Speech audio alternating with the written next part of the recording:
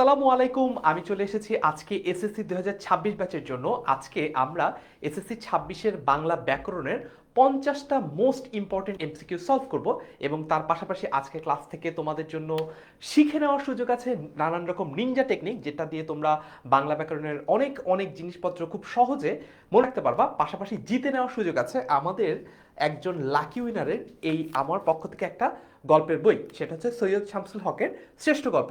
So কিভাবে এই গল্পের বইটা জিততে হবে সেটা আমি এই লাইভে বলবো এবং লাইভের একবারে শেষ পর্যায়ে গিয়ে আমি আজকের এই বইটার বিজয়ীকে সেটা নিয়ে তোমাদের সাথে কথা বলবো।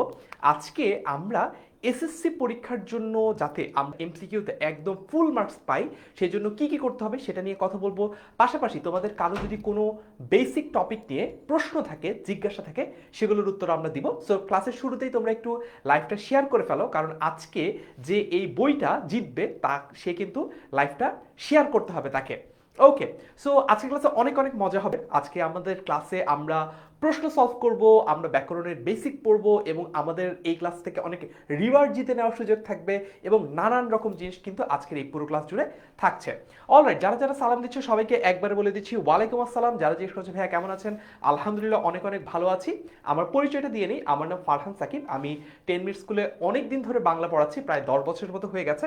আমি মূলত এইচএসসি বা অ্যাডমিশনের স্টুডেন্টদেরকে পড়াই, কিন্তু ভাবলাম যেহেতু গত বছর দেখলাম যে এসএসসি পরীক্ষার রেজাল্টও অনেক খারাপ হয়েছে ওভারঅল পুরো বাংলাদেশ জুড়ে বিভিন্ন বোর্ডে, তাই আমি ভাবলাম যদি এখন থেকেই তোমাদেরকে আমি প্রিপারেশনের সাহায্য না করি তাহলে হয়তো বা এইবার তোমাদেরও রেজাল্ট খারাপ হতে পারে। সো ক্লাসের শুরুতেই তোমরা একটু কমেন্টে লিখে জানাও যে তোমরা কে কোন স্কুল থেকে আজকে আমাদের সাথে জয়েন করেছো, তার মানে কে কোন স্কুলে পড়ো, কে কোন স্কুল থেকে তোমরা এই বছর এসএসসি পরীক্ষা দিবা, সরি আগামী বছর এসএসসি পরীক্ষা দিবা, সেটা কমেন্টে লিখে জানাও। আর এই ভিডিওটা শেয়ার করে ফেলো, লাইভটা শেয়ার করে ফেলো, কারণ একজন শেয়ারকারী লাকি উইনার আজকে আমার পক্ষ থেকে এই বইটা গিফট হিসেবে পাবে। ওকে, ঠিক আছে। সো ভেরি গুড, যারা যারা শেয়ার ডান করে ফেলেছো, চলো আমরা আমাদের ক্লাসটা একটু স্টার্ট করি। আমাদের এই ক্লাসের পরে আমাদের জন্য অনেকগুলো মজার মজার গিফট আছে। ফার্স্ট অফ অল, আজকের এই পুরো ক্লাসের স্লাইডটা এবং সাজেশনটা তোমরা পেয়ে যাবা। কিভাবে পাবা, কোথায় পাবা, সামনে আসছি একদম বিস্তারিত দেখাবো।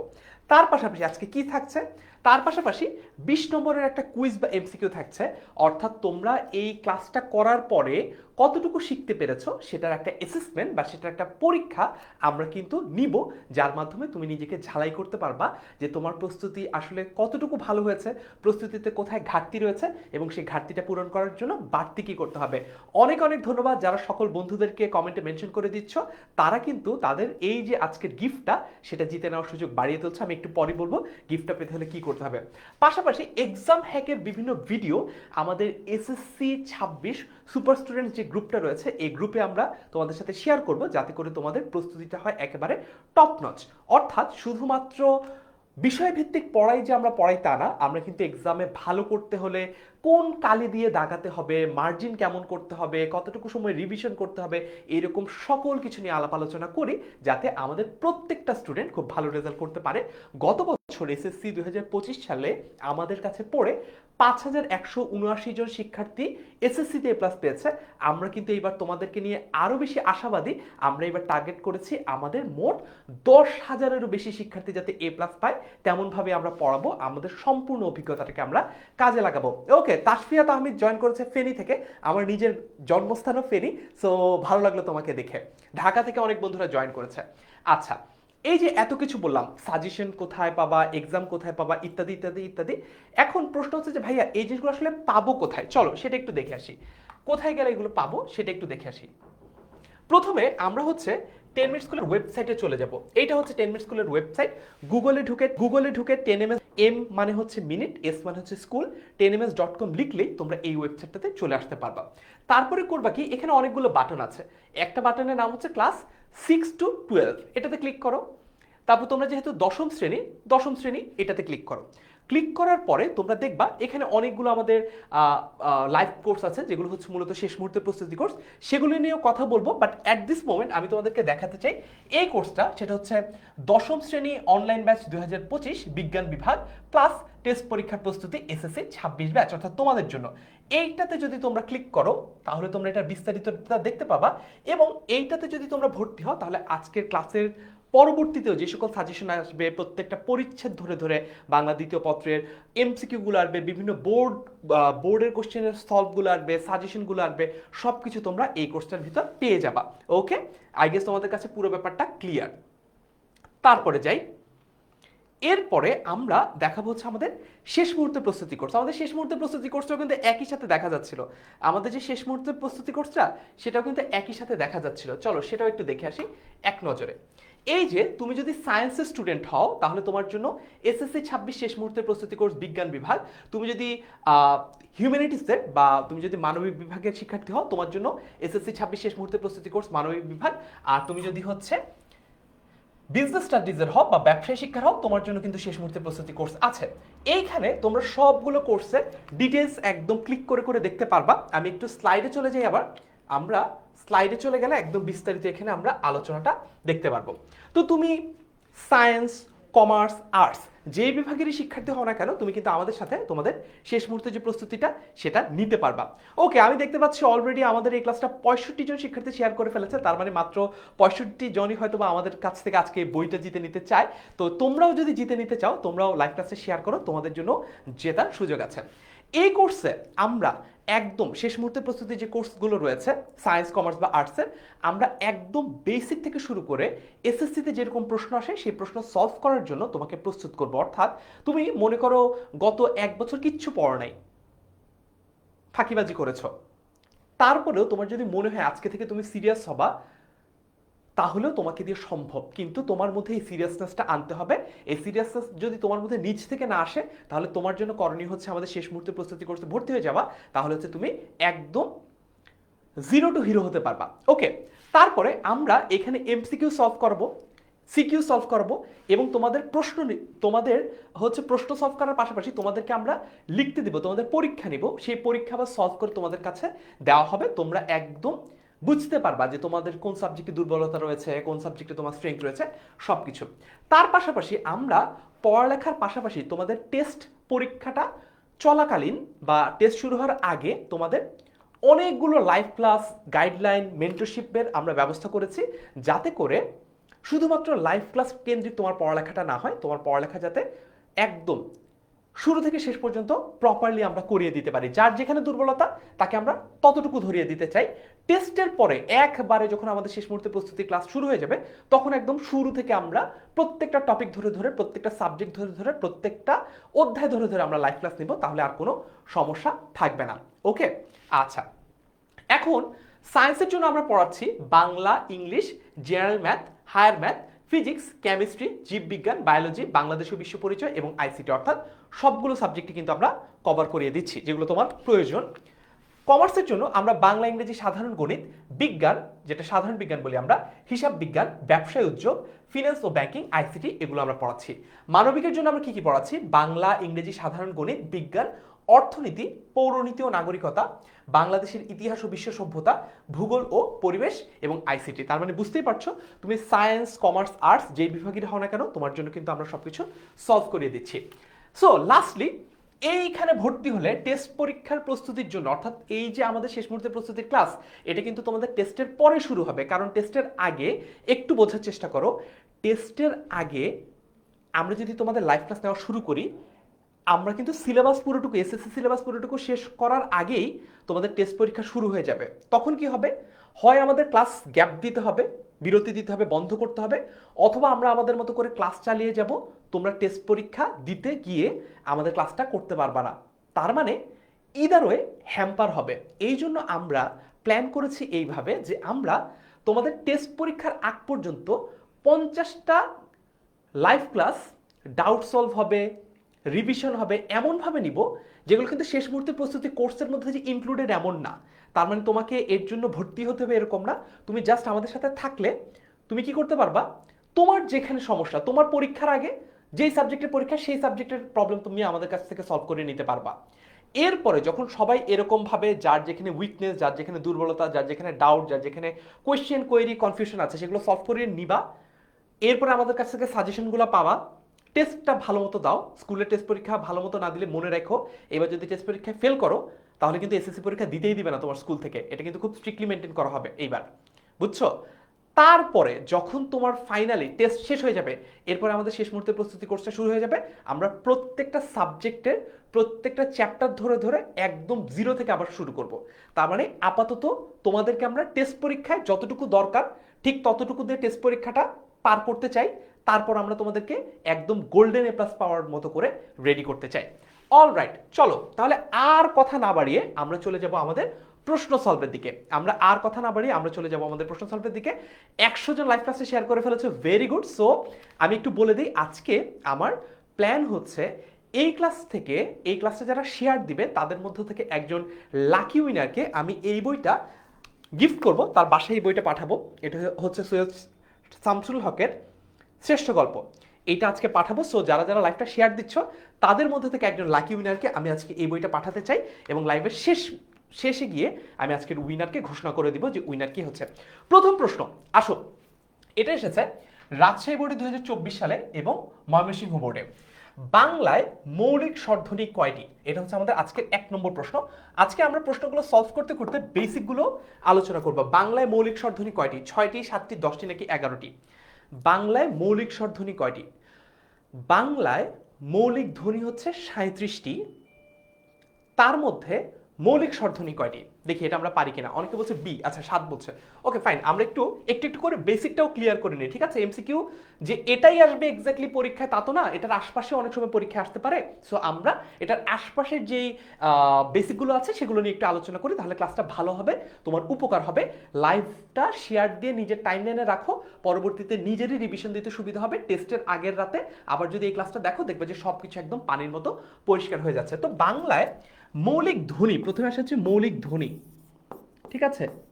মৌলিক ধ্বনি কয়টা? বাংলায় মৌলিক ধ্বনির সংখ্যা হচ্ছে কয়টা? বাংলায় মৌলিক ধ্বনির সংখ্যা হচ্ছে 37টা। ওকে, মৌলিক স্বরধ্বনির সংখ্যা কয়টা? মৌলিক স্বরধ্বনির সংখ্যা হচ্ছে, আবার লিখি, এরপরে তোমাদের জন্য একটা মজার কুইজ আছে। মৌলিক স্বরধ্বনির সংখ্যা কয়টা? স্বরধ্বনির সংখ্যা হচ্ছে 7টা। ওকে, তার মানে উত্তর হবে বি, এটা তো আমরা বুঝতে পারলাম। এখন তোমাদের কাছে আমার প্রশ্ন হচ্ছে, তাহলে তোমরা আমাকে বলো তো মৌলিক ব্যঞ্জনধ্বনির সংখ্যা কয়টা? আমি দেখি কারা কারা সঠিক উত্তর দিয়েছে। ফাতিহা আয়াত সঠিক উত্তর দিয়েছে, মোহাম্মদ হোসেন বলছে 7টা সঠিক উত্তর। ওকে, আমি ঢাকা বোর্ডের বলছে মিথিলা, ভেরি গুড। হুরাইরা কবির হিমু বলছে বি, ভেরি গুড। এদিক থেকে অনেকেই ইউটিউবে আমাদের সাথে জয়েন করেছে। অনামিকা বি বলেছে, তাশফিক বি বলেছে, আব্দুল জলিল বি বলেছে, ভেরি গুড। তাহলে বাংলা মৌলিক ধ্বনি, বাংলায় মৌলিক ধ্বনি হচ্ছে কয়টা? মৌলিক ধ্বনি হচ্ছে 37টা। তার মধ্যে 7টা হচ্ছে মৌলিক স্বরধ্বনি। তার মানে মৌলিক ব্যঞ্জনধ্বনি কয়টা? যতগুলো বাকি আছে বিয়োগ দাও, খুবই সহজ, বিয়োগ দাও। বিয়োগ দিলে কত হয়? 37 থেকে 7 বিয়োগ দিলে কত হয়? 30টা। প্রভা বলেছে 30টা, ভেরি গুড, 30টা। আচ্ছা, এইবার তোমাদেরকে আমি আরেকটা জিনিস বলি, তার মানে এটার কারেক্ট আনসার তো 7টা, এটা আমরা সবাই বুঝলাম। এইবার তোমাদেরকে আমি আরেকটু বেসিক একটা জিনিস দেখাই, সেটা হচ্ছে আমরা অনেকেই বাংলা ব্যাকরণের একটা বেসিক জিনিস বুঝি না, সেটা হচ্ছে ধ্বনি আর বর্ণের পার্থক্য কি। ধ্বনি আর বর্ণ কিন্তু একই না। চলো আমি একটু দেখাই তোমাদেরকে ধ্বনি আর বর্ণের পার্থক্যটা নিয়ে যদি একটু আলোচনা করি। প্রথমে আসি হচ্ছে ধ্বনি, আর এরপর আসবো হচ্ছে বর্ণ। একদম পার্থক্যের জায়গা থেকে আসি। ধ্বনি হচ্ছে আমরা মুখে যেটা উচ্চারণ করি সেটাই ধ্বনি। ধ্বনি হচ্ছে মুখে যেটা উচ্চারণ করি, যে সাউন্ডটা আমরা তৈরি করি, অথবা যেটা আমরা উচ্চারণ করি সেটাই হচ্ছে ধ্বনি। ক্লিয়ার? এতটুকু ক্লিয়ার হলে একটু আমরা, আমার ক্লাসের নিয়ম হচ্ছে যখন যে কনসেপ্ট পড়াচ্ছি সেটা যদি ক্লিয়ার হয়ে যায় আমরা কমেন্টে লিখবো ক্লিয়ার, আর যদি সেটা নিয়ে কোনো প্রশ্ন থাকে তাহলে আমরা প্রশ্নটা কমেন্টে লিখে দিব, আমি উত্তর দিয়ে দিব। ওকে, ঠিক আছে। তোমরা একটু তোমাদের বন্ধুদেরকেও মেনশন করে ডাক দাও। আজকে ক্লাসে শুধু আমরা এমসিকিউ সলভ করব না, সকল বেসিক যেগুলো আলোচনা তোমাকে বাকিদের চেয়ে এগিয়ে রাখতে পারে সেটা নিয়ে আমরা কথা বলবো। ধ্বনি মানে হচ্ছে একটা সাউন্ড বা উচ্চারণ, আর বর্ণ মানে কি? বর্ণ মানে হচ্ছে একটা লিখিত রূপ। আসছি, এখনই ব্যাখ্যা করছি ভাইয়া, দাঁড়াও। একটা লিখিত রূপ, তার মানে একটু বুঝো, ধ্বনির লিখিত রূপ নাও থাকতে পারে। তার মানে আমি যখন মুখ দিয়ে কোনো কিছু একটা উচ্চারণ করছি সেটা যদি লিখিত রূপ থাকে তাহলে সেটাকে আমি এমনি বর্ণ বলবো, আর সেটা যদি লিখিত রূপ না থাকে তখন সেটাকে আমি কি বলবো? তখন সেটাকে আমি শুধুমাত্র ধ্বনি বলবো। তো বাংলা ভাষায় এরকম ধ্বনির সংখ্যা কয়টা? বাংলা ভাষায় কিন্তু এরকম ধ্বনির সংখ্যা হচ্ছে কয়টা? মৌলিক ধ্বনির সংখ্যা হচ্ছে 37টা। ওকে ফাইন, এবার একটু ধ্বনির ব্যাপারটা আরেকটু যদি ক্লিয়ার করি, আরেকটা এক দুইটা এক্সাম্পল দিলে হয়তো বা ক্লিয়ার হবে তোমাদের কাছে। সেটা হচ্ছে, মনে করো বাংলা ভাষার একটা ধ্বনি হচ্ছে এ, এ এইভাবে লিখে এ, বুঝেছো? স্বরেও জফলা আকার এ, কিন্তু এটার কোনো লিখিত রূপ নাই। এটার কোনো কি নাই? এটার কোনো লিখিত রূপ নাই। এখন প্রশ্ন হচ্ছে ভাইয়া তাহলে এটা কোথায় ব্যবহার হয়? যেমন মনে করো আমরা যদি একটা শব্দ লিখি বেলা, বেলা বয়ে যায়, ঠিক আছে? বেলা, দেখো এটার উচ্চারণ কিন্তু বেলা না। দেখো এটার উচ্চারণ এই যে এখানে আমরা এইখানে আমরা উচ্চারণটা করছি, দেখো এটার উচ্চারণ কিন্তু ব যোগ এ যোগ লা, এরকম না, মানে এটার উচ্চারণ বেলা না, এটার উচ্চারণ হচ্ছে বেলা। তার মানে এটার উচ্চারণ কেমন হচ্ছে? ব যোগ এ যোগ ল আকার লা, বেলা। বুঝতে পেরেছি? এই যে উচ্চারণটা, এখন ঘটনা হচ্ছে এই যে এ ধ্বনিটা, এই যে এ ধ্বনিটা, এই এ ধ্বনির কোনো লিখিত রূপ নাই। লিখিত রূপ নাই বলতে বাংলা বর্ণমালায় যে 50টা বর্ণ রয়েছে, স্বর স্বর বর্ণ হচ্ছে 11টা, ব্যঞ্জন বর্ণ হচ্ছে 39টা, মোট বাংলা বর্ণমালায় যে 50টা, মোট বাংলা বর্ণমালায় বর্ণের সংখ্যা কয়টা? বাংলা বর্ণমালায় মোট বর্ণের সংখ্যা হচ্ছে 50টা। এই 50টার মধ্যে সবাইকে নিয়েছে, কিন্তু এই এ বেচারাকে নেয় নাই। তার মানে এর কোনো লিখিত রূপ নাই। এর কি নাই? এর কোনো লিখিত রূপ নাই। এ আমরা উচ্চারণ করি, যেমন ক্যাট, আমরা উচ্চারণ করার সময় কিভাবে? উচ্চারণটা এরকম, ক্যাট। দেখো আমি মনে করো এই যে লিখলাম, যদিও ইংরেজি, তারপরে দেখো বুঝতে সুবিধা হবে, ক্যাট। তো ক্যাট আমরা কিভাবে লিখি? দেখো ক জফলা আ, ঠিক আছে? ক্যাট। এই যে উচ্চারণটা এ, তারপর ব্যাট, র্যাট, স্যাট, দ্যাট, বুঝেছো? Cat, bat, rat, sat, that. এই যে এ উচ্চারণটা, এই এ উচ্চারণটা আমরা সাউন্ড হিসেবে তৈরি করি, আমরা মুখ দিয়ে উচ্চারণ করি, কিন্তু বাংলা ভাষার যে বর্ণমালা রয়েছে, স্বরেও, স্বরেয়া, রস্বই দীর্ঘই, রস্ব দীর্ঘ, রি, এ, ওই, ও, ও, এরপরে হচ্ছে ক খ গ ঘ ঙ চ ছ বর্গ জ ঝ ঞ ট ঠ ড ঢ দ ট ঠ ড ঢ ন ত থ দ থ ন, ঠিক আছে? প ফ ব ভ ম জ র ল ব তালব্য শ মূর্ধন্য ষ দন্ত স। এই যে পুরো 50টা বর্ণ রয়েছে, তার মধ্যে এর কোনো স্থান নাই। ক্লিয়ার হলে এবার একটু ক্লিয়ার বলে ফেলো, ক্লিয়ার হলে এবার একটু ক্লিয়ার বলে ফেলো, ঠিক আছে? ওকে, ক্লিয়ার হলে একটু বলে ফেলো ক্লিয়ার, তাহলে আমরা ধ্বনিয়ার বর্ণটা আলাদা করে চিনে ফেললাম। ঠিক আছে, ভেরি গুড। যারা শেয়ার দিয়েছো তাদেরকে অনেক ধন্যবাদ। শেয়ার যারা করেছো তাদের মধ্যে থেকে একজন আমার পক্ষ থেকে আজকে পাবো একটা বই গিফট। ওকে, ক্লিয়ার বলেছে, শেফা বলেছে ক্লিয়ার, ওকে। মাইদুল ক্লিয়ার বলেছে, ভেরি গুড। ঠিক আছে, রাকিবুল ইসলাম ক্লিয়ার বলছে, ফ্যান্টাস্টিক। তাহলে আমরা ধ্বনিয়ার বর্ণের আলাদা অবস্থাটা বুঝতে পারলাম। পরের প্রশ্নে যাই, কোন ধ্বনিগুলো উচ্চারণের সময় মুখ গহ্বর, মুখ গহ্বর মানে হচ্ছে মুখের এই যে এইখান থেকে শুরু করে ভোকাল কর্ড, স্বরতন্ত্রী থেকে শুরু করে একদম এই পর্যন্ত, একদম দাঁতের আগ পর্যন্ত যে জায়গাটা, এটাকে বলা হচ্ছে মুখ গহ্বর। গহ্বর মানে হচ্ছে গর্ত বা হচ্ছে একটা ফাঁকা জায়গা। এইখানে বাধা পায় না কোন ধ্বনিগুলা বলো তো? স্বরধ্বনি, ব্যঞ্জনধ্বনি, মৌলিক ধ্বনি নাকি যুগ্ম ধ্বনি? কোনগুলা বলো? স্বরধ্বনি, ব্যঞ্জনধ্বনি, যৌগিক ধ্বনি নাকি যুগ্ম ধ্বনি? কোনগুলা? 2 নম্বর প্রশ্ন। প্রশ্ন নম্বর 2, ক্লাসটা কেমন লাগছে? ক্লাস ভালো লাগলে সেটাও আমাদেরকে একটু লিখে জানাও। ক্লাসের কোনো জিনিস যদি না বুঝো সেটাও আমাকে লিখে জানাও, ঠিক আছে? বন্ধুদেরকে মেনশন দাও, তারপর হচ্ছে ক্লাসটা শেয়ার করো, বাকি বন্ধুরাও যাতে জয়েন করতে পারে। শুধু নিজে একা এ প্লাস পাবা, বন্ধুরা যদি না পায় পরে তো স্কুল ফ্রেন্ডদের সাথে একই কলেজে পড়তে পারবা না, বুঝছো? ওকে, ঠিক আছে। সো এইটার উত্তর কি? এটা সঠিক উত্তর, দুইয়ের সঠিক উত্তর কি? আচ্ছা, অনেকে এ বলছে, সামি আক্তার এ বলছে, স্বরধ্বনি বলছে জাহিদুর, ওকে। কারেক্ট অ্যান্সার কোনটা? কারেক্ট অ্যান্সার হচ্ছে স্বরধ্বনি, ভেরি গুড। যারা যারা সঠিক উত্তর দিয়েছো এ, কংগ্রেচুলেশনস, তোমরা কিন্তু অলরেডি 50টা এমসিকিউর মধ্যে 2টা, 2 ডান, 48 টু গো, ভেরি গুড। ঠিক আছে, তারপরে দেখি 3 নম্বর প্রশ্ন, ধ্বনির প্রতীককে কি বলা হয়? ধ্বনির প্রতীককে কি বলা হয়? কুমিল্লা বোর্ডে 2023 সালে এসেছে, শব্দ, বাক্য, বর্ণ নাকি ভাষা। একটু আগে আমরা পড়ছিলাম ধ্বনি আর বর্ণের মধ্যে পার্থক্য। ধ্বনি হচ্ছে আমাদের মুখ নিঃসৃত সেই সকল আওয়াজ যেগুলোকে আমরা উচ্চারণ করি, সাউন্ড প্রডিউস করি। যখন আমরা কোনো একটা আওয়াজ তৈরি করি তখন সেটাকে বলা হচ্ছে ধ্বনি। সেই ধ্বনিটাকে যখন আমরা লিখে ফেলতে পারি, অর্থাৎ লিখিত যে রূপটা, সেটাকে কি বলে? লিখিত যে রূপটা সেটাকে কি বলে? ওকে, অনেকেই বলছে অনেক ভালো লাগছে, থ্যাংক ইউ সো মাচ ক্লাসে অ্যাপ্রিসিয়েশনের জন্য। ইনশাল্লাহ পরবর্তী অংশ আরো ভালো হবে। বর্ণ, ভেরি গুড। অনেকে বলছে বর্ণ বর্ণ বর্ণ, and the correct answer is বর্ণ, ভেরি গুড। ধ্বনির প্রতীককে বলা হচ্ছে বর্ণ। কুমিল্লা বোর্ডে 2023 সালে এই প্রশ্ন এসেছে। পারবো এই ধরনের প্রশ্ন আসলে? বাংলা ব্যাকরণ থেকে যেই 30টা এমসিকিউ আসবে সবগুলো যে কঠিন হবে তা না, সহজ প্রশ্ন আসবে, মিডিয়াম লেভেলের প্রশ্ন আসবে, কঠিন প্রশ্ন আসবে। সহজ প্রশ্নের সংখ্যা হবে বেশি, মনে করো টোটাল 30টার মধ্যে 20টা হবে সহজ, তারপর হচ্ছে 6-7টা হবে মিডিয়াম, 3 থেকে 4টা হবে কঠিন, যাতে করে বোঝা যায় কার মানে যাতে করে সব ধরনের শিক্ষার্থীরাই মোটামুটি উত্তর করতে পারে। ওকে, পরের প্রশ্নে চলে যাই। প্রশ্ন নাম্বার 4, ব্যঞ্জনের সাথে কার বর্ণ না থাকলে কোন ধ্বনি আছে বলে ধরে নেওয়া হয়? ওকে, কোন ধ্বনি আছে বলে ধরে নেওয়া হয়? ব্যঞ্জনের সাথে কার বর্ণ, আমি একটু প্রশ্নটা তোমাদেরকে ব্যাখ্যা করে দিই, তাহলে তোমার কাছে বুঝতে সুবিধা হবে। প্রথম কথা হচ্ছে ব্যঞ্জনের সাথে কার বর্ণ। ওকে, মনে করো ব্যঞ্জন, ব্যঞ্জন কোনগুলা? ক একটা ব্যঞ্জন, তো লিখলাম একটা ব্যঞ্জন, এর সাথে কার বর্ণ বা হ চিহ্ন, হ চিহ্ন বলতে হসন্ত চিহ্ন বোঝাচ্ছে, হসন্ত, হসন্ত দেখাচ্ছে একটু পরে। আপাতত কার বুঝো, কার কোনটা? আকার, রস্বইকার, এগুলো আর কি। এই যে আকার, রস্বইকার, দীর্ঘইকার, রস্বকার, দীর্ঘকার, এগুলোর কথা বলেছে।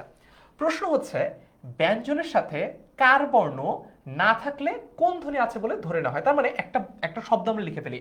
সবসময় মনে রাখবা, যদি বাংলা ব্যাকরণে কোনো একটা প্রশ্ন, এরকম কোনো একটা প্রশ্ন পড়ে তুমি বুঝতে না পারো প্রশ্নে কি চাওয়া হয়েছে, উত্তরে কি চাওয়া হয়েছে, তখন ওই প্রশ্নটার সাথে মিলিয়ে একটা এক্সাম্পল লিখে ফেলবা, একটা উদাহরণ লিখে ফেলবা, তাহলে তোমার কাছে প্রশ্নের উত্তরটা বের করা খুব সহজ হয়ে যাবে। তো আমাকে বলেছে ব্যঞ্জনের সাথে কার বর্ণ বা হ চিহ্ন না থাকলে, হ চিহ্ন বাদ দিয়ে কার বর্ণ না থাকলে কোন ধ্বনি আছে বলে ধরে নেওয়া হয়। তার মানে ব্যঞ্জন, তো একটা ব্যঞ্জন লিখলাম। প্রথমে বলেছে ব্যঞ্জন, একটা ব্যঞ্জন লিখলাম ক। এরপরে বলেছে এর সাথে কার বর্ণ না থাকলে, তার মানে আমরা কি লিখতে পারবো না, তার মানে মনে করো আমরা এইটা লিখতে পারবো না, কাজ লিখতে পারবো না। কেন? কারণ বলেছিল ব্যঞ্জনের সাথে কার বর্ণ না থাকলে, ব্যঞ্জনের সাথে কি ওই যে আকার, রস্বইকার, দীর্ঘইকার এটা থাকতে পারবে না। তাহলে কি আমরা কাজ লিখতে পারবো? উত্তর হচ্ছে যে না, আমরা কাজ লিখতে পারবো না। তাহলে চলো আমরা আরেকটা উদাহরণ ট্রাই করে দেখি। এইবার লিখা হচ্ছে কলম, ক ল ম। এবার দেখো কলমের মধ্যে কিন্তু ক এর পরে কোনো আকার ইকার নাই, ল এর পরে কোনো আকার ইকার নাই, ম এর পরেও কোনো আকার ইকার নাই। তার মানে আমার কাছে মনে হচ্ছে এইবার যেই প্রশ্নটা দিয়েছে সেই প্রশ্নটার সাপেক্ষে আমরা একটা উদাহরণ বানাতে পেরেছি। আর উই ক্লিয়ার? যে প্রশ্নটা দিয়েছে সেই প্রশ্নটার সাপেক্ষে আমরা একটা উদাহরণ বানাতে পেরেছি। কাজ হবে না, কারণ কাজে একটা আকার এখানে দেখতে পাচ্ছি, কিন্তু কলম হবে কারণ কলমে কোনো আকার টাকার নাই। আচ্ছা, এবার বলেছে ব্যঞ্জনের সাথে কার বর্ণ বা হ চিহ্ন না থাকলে কোন ধ্বনি আছে বলে ধরে নেওয়া হয় উচ্চারণের সময়। উচ্চারণের সময় সেটা হচ্ছে অ। তার মানে দেখো এইখানে যেহেতু ক এর পরে কোনো কার চিহ্ন নাই, এটার উচ্চারণটা হয় এইভাবে। আমি যদি তোমাদেরকে দেখাই, এটার উচ্চারণটা হয় এইভাবে যে এটার উচ্চারণ হয় এরকম, দেখো ক, ঠিক আছে? যেহেতু কোনো আকার নাই, এখানে একটা অ আছে বলে ধরে নেওয়া হয়। ওকে, তারপরে ল, এখানে যেহেতু আকার ইকার কিছু নাই, এখানে একটা অ আছে বলে ধরে নেওয়া হয়। তারপর একটা ম, এইভাবে উচ্চারণ করা হয় কলম। আমরা ছোটবেলায় আমপারা পড়ার সময় 3 আলিফ টেনে পড়তে শিখেছিলাম, যে এইটার উচ্চারণ হচ্ছে এরকম কলম। আমরা যেরকম আগে 3 আলিফ টেনে পড়তাম, হ্যাঁ ওই রকম এটার উচ্চারণ হচ্ছে কলম। এটা তোমরা চাইলে 3 আলিফ টেনে পড়তে পারো। বুঝছো? বুঝে সুবিধার্থে বলছি। ক্লিয়ার? তাহলে সঠিক উত্তর হচ্ছে অ। সঠিক উত্তর কি আমাদের? সঠিক উত্তর হচ্ছে অ। আমরা কি এই প্রসেসটা বুঝতে পেরেছি? একটা প্রশ্ন দেখে আমাদের কাছে যদি প্রশ্নটা পরিষ্কার মনে না হয়, স্পষ্টভাবে যদি আমরা প্রশ্নটার অর্থ না বুঝি, তাহলে যেটা করতে হবে প্রশ্নটা দিয়ে উদাহরণ বানাতে হবে। আমরা কি এই ব্যাপারটা বুঝতে পেরেছি? বুঝতে পারলে একটু ডান লিখে ফেলো। ওকে, বুঝতে পারলে একটু ডান লিখে ফেলো যে ভাইয়া বুঝছি। কোশ্চেনটা যদি একটু ঘোলাটে মনে হয়, একটু পেঁচানো মনে হয়, তাহলে কি করব? প্রথমে ওই প্রশ্নটা দিয়ে একটা উদাহরণ বানিয়ে ফেলবো, একটা এক্সাম্পল বানিয়ে ফেলবো, তারপর আমার কাছে সব সহজ হয়ে যাবে। ডান, ভেরি গুড, ফ্যান্টাস্টিক। পরের প্রশ্নে চলে যাই তাহলে। ঠিক আছে, ওকে, ঠিক আছে। পরের প্রশ্ন, প্রশ্ন নম্বর 5, স্ন যুক্ত বর্ণটি কোন কোন বর্ণ দিয়ে তৈরি? এইটা আসলে মুখস্থ একটা প্রশ্ন। স্ন যুক্ত বর্ণটি কোন কোন বর্ণ দিয়ে তৈরি? আর একটু যখন বড় হবা, এইচএসসিতে উঠবা, তখন শিখবা যে এই স্ন মূলত একটা তৎসম যুক্ত বর্ণ। মূলত কি যুক্ত বর্ণ? মূলত এটা একটা তৎসম যুক্ত বর্ণ, ঠিক আছে? এটা হচ্ছে একটা তৎসম যুক্ত বর্ণ, এবং তৎসম ভাষা থেকে বা সংস্কৃত ভাষা থেকে মূলত দুইটা জিনিস আমাদের বাংলা ভাষায় এসেছে। একটা হচ্ছে মূর্ধন্য, নত্যবিধানের মূর্ধন্য, আর একটা হচ্ছে মূর্ধন্যস্য, যেটাকে আমরা অনেকে প্যাক কাটা মধিনাস্য বলি। এটার উচ্চারণ হচ্ছে মূর্ধন্য স। তো এই দুইটা জিনিস আমাদের কাছে কোত্থেকে আসছে? তৎসম অথবা সংস্কৃত ভাষা থেকে এই দুইটা জিনিস আমাদের ভাষায় এসে পৌঁছেছে। ওকে, মূর্ধন্য আর মূর্ধন্যস্য। এইবার দেখি বলো তো এটার সঠিক উত্তর কি হবে? হিন্ট দিয়ে দিয়েছি। স্ন এই যুক্ত বর্ণটি কোন কোন বর্ণ দিয়ে তৈরি? স্ন কোন কোন বর্ণ দিয়ে তৈরি? ওকে, একজন বলছে ইয়াস স্যার, পারবো ইনশাল্লাহ। রীতা বলেছে 5-এর সি হবে মূর্ধন্যস্ব আর মূর্ধন্য। আচ্ছা, ভেরি গুড, হিন্ট পেয়ে গেছে রীতা। রওশন বলেছে সি হবে। আচ্ছা, বুশরা বলেছে ডি হবে। ওকে, কারেক্ট অ্যান্সার কি? কারেক্ট অ্যান্সার হচ্ছে সি, মূর্ধন্যস্ব আর মূর্ধন্য। তোমাদেরকে হিন্ট দিলাম, তারপরে তোমরা ভুল করলা। এইটাকে ভাঙলে মূর্ধন্য আর মূর্ধন্যস্ব হবে, মূর্ধন্য আর মূর্ধন্যস্ব হবে। বুঝেছি? ওকে, তারপরে দেখি পরের প্রশ্ন। জিভের উচ্চতা অনুযায়ী স্বরধ্বনি কত প্রকার? তার মানে জিভ, এইটা জিভ কখনো আমরা অনেক উঁচু করি, কখনো আমরা একটু মাঝামাঝি রাখি, আবার কখনো একদম নিচের দিকে নামিয়ে ফেলি। হ্যাঁ, আমরা এক একটা ধ্বনি উচ্চারণের সময় জিভকে এক এক রকম ভাবে ব্যবহার করি। আমাদের যদি জিভ না থাকতো, আমরা ঠিকমতো উচ্চারণ করতে পারতাম না। তোমরা গোলমাল সিনেমাটা দেখেছো? ওখানে একটা অ্যাক্টর আছে, তার নাম হচ্ছে তুষার কাপুর।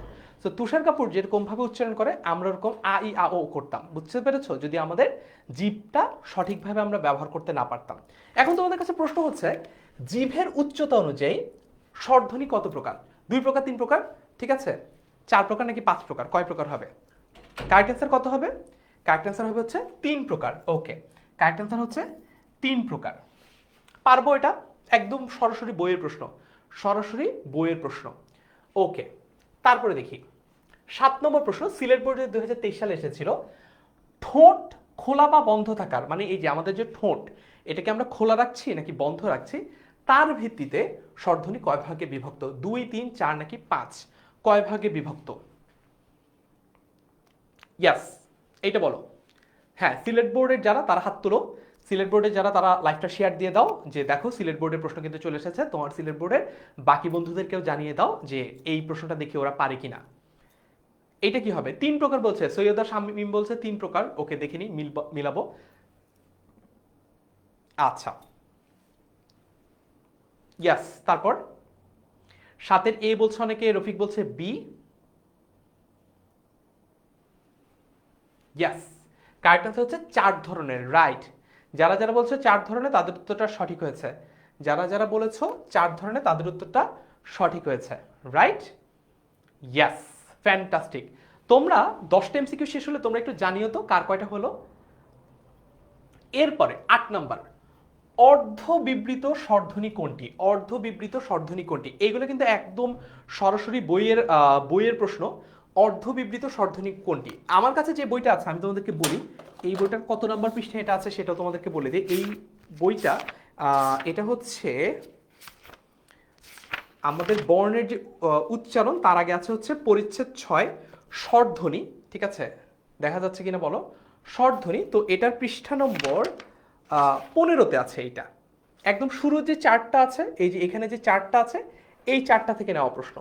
এই যে চার্টটা আছে, এই চার্টটা থেকে নেওয়া প্রশ্ন। দেখো এইখানে অ আছে না, অকে অর্ধবিবৃত বলা হয়েছে। এখন প্রশ্ন হচ্ছে, ভাইয়া এই বিবৃত, অর্ধবিবৃত, সংবৃত, হ্যানত্যান এগুলো কিভাবে বুঝবো? এগুলো কিভাবে বুঝবো? তো এটা সঠিক উত্তরটা বলে দেই। এটার সঠিক উত্তর হচ্ছে অ। এটা তো আমরা পারলাম। এইবার আসো আমরা একটু এই ব্যাপারটা একটু বোঝার চেষ্টা করি, এখানে কি দেওয়া আছে, মূলত এই ব্যাপারটা আসলে কি, এটা একটু বুঝি, তাহলে মনে রাখতে বা মুখস্থ করতে হলেও আমাদের সহজ হবে। প্রথমত, যদি আমরা ই উচ্চারণ করি, দেখো দুইটা প্রথম যে দুইটা বর্ণ আছে, একটা হচ্ছে রস্বই আর একটা হচ্ছে রস্ব। ই আর উ, ই আর উ। তো এই দুইটার উচ্চারণকে বলা হচ্ছে সংবৃত। তার মানে কি? তার মানে হচ্ছে এই যে ঠোঁটটা খুব একটা আমাদের খুলছে না, ই উ, ই উ, দেখো ঠোঁটের যে ফাঁকটা এটা অনেক কম হচ্ছে, তো এটাকে আমরা কি বলছি, এটাকে আমরা বলছি সংবৃত। এরপরে যে দুটো আছে এ ও, এইবার দেখো রস্বই আর রস্য উচ্চারণ করতে আমাদের ঠোঁট যতটুকু ফাঁক হয়েছিল তার চেয়ে কিন্তু এ আর ও এটা বলতে আমাদের ঠোঁটটা আর একটু বেশি ফাঁক হচ্ছে। এই জন্য একদম উপরে রস্বই আর রস্য এই দুটো হচ্ছে সংবৃত, এবং এরপরে এ আর ও এই দুটো হচ্ছে অর্ধ সংবৃত। এরপরে যদি তুমি দেখো এ, দেখো আরো ফাঁক হচ্ছে এ, আর একটা হচ্ছে অ, এইবার দেখেছো এবার কিন্তু ঠোঁট আরো ফাঁক হচ্ছে, তো এইটাকে আমরা বলছি হচ্ছে অর্ধবিবৃত। আর লাস্টলি এটা হচ্ছে আ, দেখো আমরা যখন হচ্ছে আ সবচেয়ে বেশি ঠোঁটটা ফাঁক করছে, এই জন্য এটাকে বলা হচ্ছে বিবৃত। বুঝতে পেরেছো? এই যে তোমাদেরকে বললাম এইবার একটু বাসায় মিলিয়ে তোমাদেরকে পড়তে হবে, তাহলে তোমরা বুঝবা যে এই সিরিয়ালে কিভাবে জিনিসটা সংবৃত থেকে অর্ধ সংবৃত, তারপরে অর্ধ বিবৃত, তারপরে বিবৃত হয়েছে। ক্লিয়ার? ওকে, ঠিক আছে। তাহলে আমরা এইটা তো পারলাম সবাই 8 নাম্বার। হ্যাঁ, এরপরে দেখি 9 নাম্বার। এটা সহজ প্রশ্ন, এটা সহজ প্রশ্ন, এটা বোর্ডে আসা প্রশ্ন, এটা সহজ প্রশ্ন, এটা বোর্ডে আসা প্রশ্ন। এইটা একটু দেখি। 9 নম্বর, দিনাজপুর বোর্ড 2023 সালে আসা প্রশ্ন। লাউ এখানে পূর্ণ স্বরধ্বনি কোনটি? এটার উত্তর দাও। লাউ এখানে পূর্ণ স্বরধ্বনি কোনটি? এটা একটু দেখি।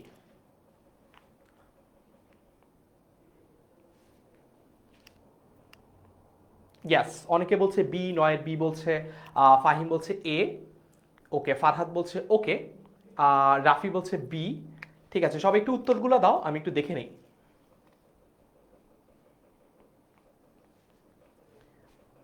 অল রাইট,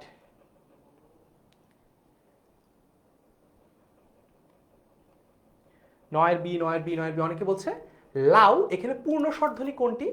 এখানে আসলে স্বরধ্বনি তো আমরা দেখতেই পাচ্ছি দুইটা, একটা হচ্ছে আ, আর একটা হচ্ছে উ। এর মধ্যে কোনটাকে পূর্ণ স্বরধ্বনি বলে? দেখি এটা পারো কিনা। তার মানে হবে হচ্ছে আ হবে অথবা উ হবে, এর মধ্যে কোনটা সঠিক উত্তর? কারেক্ট অ্যান্সার কোনটা? কারেক্ট অ্যান্সার হচ্ছে আ। এই যে আ, এটাকে আমরা পূর্ণ স্বরধ্বনি বলছি, আমরা কিন্তু উকে পূর্ণ স্বরধ্বনি বলি না, উকে আমরা পূর্ণ স্বরধ্বনি বলি না। বুঝতে পেরেছ? কারণ আ যখন আমরা উচ্চারণ করি তখন আমরা পূর্ণভাবে বলি, মানে পুরোপুরি টেনে বলি। উ যখন বলি তখন আমরা এইভাবে টেনে বলি না। বুঝতে পেরেছ? রস্য, বেসিক্যালি উ বলতে রস্য এর কথা বলছি। রস্য মানে কি? রস্য মানে হচ্ছে যেটা কম। আমাদের দেখো, আমাদের দুইটা এক্সাম্পল একটু দেখা। একটা হচ্ছে এই যে রস্যই, আর একটা হচ্ছে দীর্ঘই। এটাকে কি বলা হয়? এটাকে হচ্ছে রস্য ই।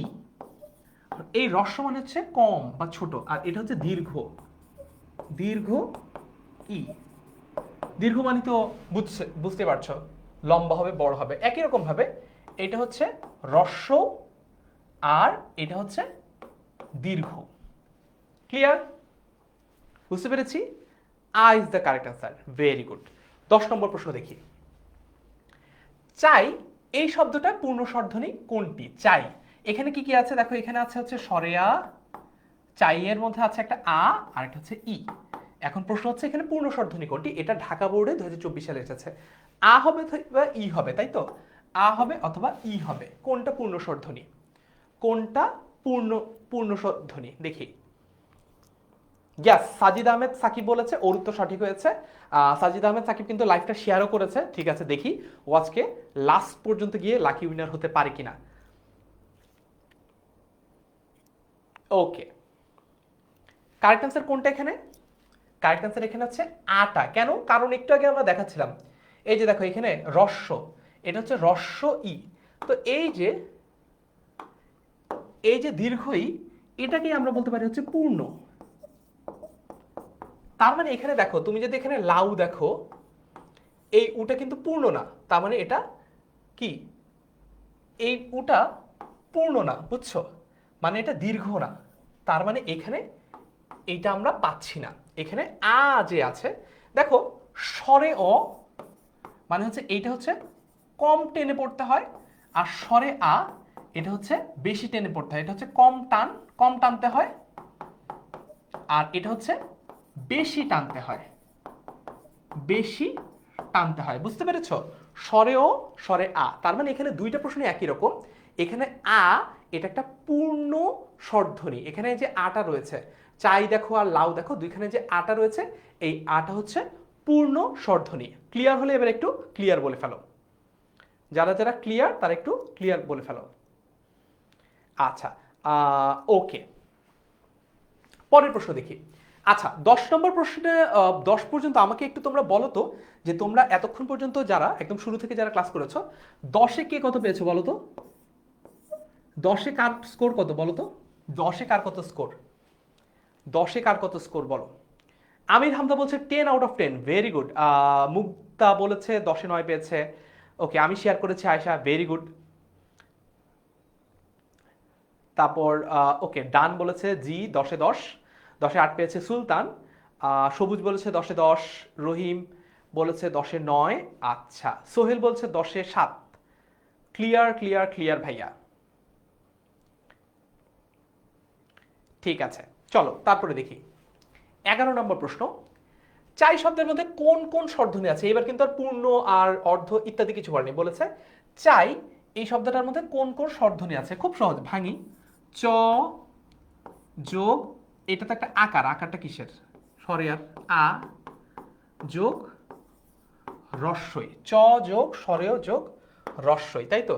এই চ কি? চটা তো হচ্ছে ব্যঞ্জন, চ হচ্ছে আমাদের ব্যঞ্জন, আর এই আটাও হচ্ছে স্বর, ইটাও হচ্ছে স্বর, তাই না? এখানে আমাকে বলছে কোন কোন স্বরধ্বনি আছে, তার মানে সঠিক উত্তর হচ্ছে স্বরে আ আর রস্বই, স্বরে আ আর রস্বই, রাইট?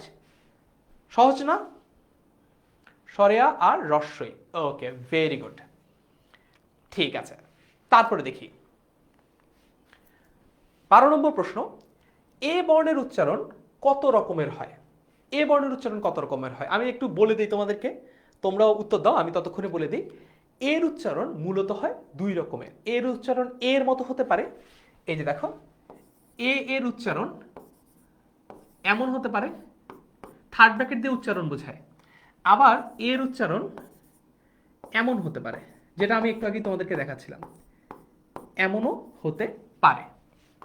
এখন কোন উচ্চারণ কিরকম হবে দেখো, এই যে এর উচ্চারণ এর মতো হয় যখন আমরা লিখেছি একটি, একটি, একটি বাংলাদেশ তুমি জাগ্রত জনতার। আচ্ছা, আর এর উচ্চারণ এর মতো হয় কখন? যখন আমরা লিখেছি একটা, একটা চটকানা দিব, এটা কি লিখলাম? একটা, দেখেছো উচ্চারণ কি? একটা। তাহলে আমরা তো পেয়েই গেলাম, তাহলে আর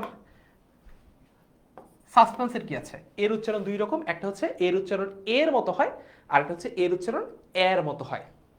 এর উচ্চারণ এর মতো হইলে এই যে এগুলা, একটি দেশ, এগুলো হচ্ছে এর উচ্চারণ এর মতো হয়। আর ভার্সেস বনাম একটা, বেলা, এগুলোতে হচ্ছে এর উচ্চারণ এর মতো হয়। ক্লিয়ার? অল রাইট, 2 রকম যারা বলেছে তাদের উত্তর সঠিক হয়েছে। পরের প্রশ্ন। শব্দের মধ্যে বা শেষে কোনো ব্যঞ্জন বর্ণের সাথে রফলা থাকলে, বাবারে বাবা, কি ডেঞ্জারাস ধরনের প্রশ্ন। আচ্ছা, এই ধরনের প্রশ্ন আমরা কি করব? এই ধরনের প্রশ্ন আমাদের প্রথম কাজ হচ্ছে একটা উদাহরণ বানিয়ে নিব। একটা কি করব? একটা উদাহরণ বানিয়ে নিব, যাতে করে আমাদের বুঝতে সুবিধা হয়। দেখি বলেছে কি, শব্দের মধ্যে বা শেষে কোনো ব্যঞ্জন বর্ণের সাথে রফলা থাকলে, তার মানে এমন একটা শব্দ লিখতে হবে যার শেষ বর্ণে একটা রফলা থাকতে হবে। শেষ বর্ণ হলে হবে না, শেষ ব্যঞ্জন বর্ণের সাথে একটা রফলা থাকতে হবে। বলো তো এরকম, দেখি এক্সাম্পল দাও তোমরা, এই প্রশ্ন অনুযায়ী এক্সাম্পল দাও। শব্দের মধ্যে বা শেষে কোনো ব্যঞ্জন বর্ণের সাথে রফলা থাকলে আমরা একটা এক্সাম্পল দাও দেখি। শব্দের শেষে একটা ব্যঞ্জন বর্ণ থাকবে এবং সেটাতে একটা রফলা যুক্ত থাকবে, দেখি পারি কিনা। তোমরা এক্সাম্পল দাও।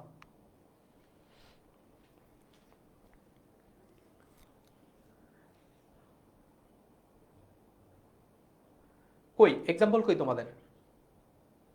একজন বলেছে স্বজন, না স্বজনে রফলা কই বাবা? তুমি তো প্রশ্নটা বুঝো নাই তাহলে। প্রশ্নটা হচ্ছে একটা শব্দের শেষে যে ব্যঞ্জন বর্ণটা থাকবে সেটার সাথে রফলা যুক্ত থাকবে। ফারিহা জি জানতে চাইছে আমার নাম কি? আমার নাম হচ্ছে ফারহান সাকিব।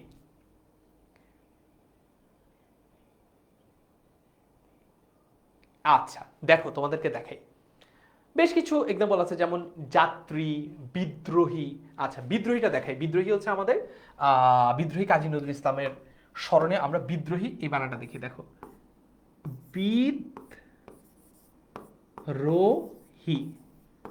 কি বলা হয়েছিল? বলা হয়েছে কোনো ব্যঞ্জন বর্ণের সাথে রফলা থাকবে, তার মানে এখানে দ, এখানে দ এর সাথে কি এসেছে? এইখানে আমরা পেলাম দ যোগ রফলা, ঠিক আছে, দ যোগ রফলা। এবার উচ্চারণটা দেখি। উচ্চারণ হচ্ছে বিদ্রোহী। তার মানে দেখো তো, এখানে দটা দুইবার উচ্চারণ হয়েছে, তার মানে উচ্চারণটা এমন দাঁড়িয়েছে। বিদ্রোহী লিখেছে এভাবে, কিন্তু এটার উচ্চারণটা কি দাঁড়াচ্ছে এটা একটু দেখি। বিদ্রোহীর উচ্চারণটা হচ্ছে এরকম, বিদ দ্রো হি, এটার উচ্চারণ দাঁড়িয়েছে এইরকম, বিদ্রোহী। আচ্ছা, শব্দের মধ্যে বা শেষে, তার মানে মধ্যে মিলেছে কোনো ব্যঞ্জন বর্ণের সাথে রফলা থাকলে, ওকে ফাইন, মিলেছে। এইবার যদি আমরা উদাহরণে যাই, র এর উচ্চারণ বজায় থাকে, বিদ্রোহী, র এর উচ্চারণ বজায় থাকে, আচ্ছা ঠিক আছে, দ্বিত্ব উচ্চারণ হয়, দ্বিত্ব সহ রফলা হয়, এইটা can be the correct answer. দ্বিত্ব মানে কি? দ্বিত্ব মানে হচ্ছে ডাবল। কোনো জিনিস যখন দুইবার উচ্চারণ হয় তখন সেটাকে দ্বিত্ব বলে। কোনো বর্ণ যদি দুইবার উচ্চারণ হয়, কোনো ধ্বনি যদি দুইবার উচ্চারণ হয়, তখন সেটাকে আমরা দ্বিত্ব বলি। যেমন টিপ টিপ বৃষ্টি পড়ছে, এখানে টিপ টিপ, এটা একটা দ্বিত্ব আমরা বলতে পারি। এইখানে দেখো, এখানে দ এর কিন্তু দ্বিত্ব হয়েছে। লেখার সময় যখন আমরা বানান হিসেবে লিখছি তখন এখানে দ একটাই, লেখার সময় আমরা যখন দ লিখছি তখন এখানে দ একটাই, কিন্তু উচ্চারণের সময় দেখো একটা দ দুইটা দ, তার মানে এখানে দ এর কি হয়েছে? এখানে দ এর দ্বিত্ব হয়েছে, দ এর দ্বিত্ব বা দুইবার হয়েছে, রাইট? ক্লিয়ার?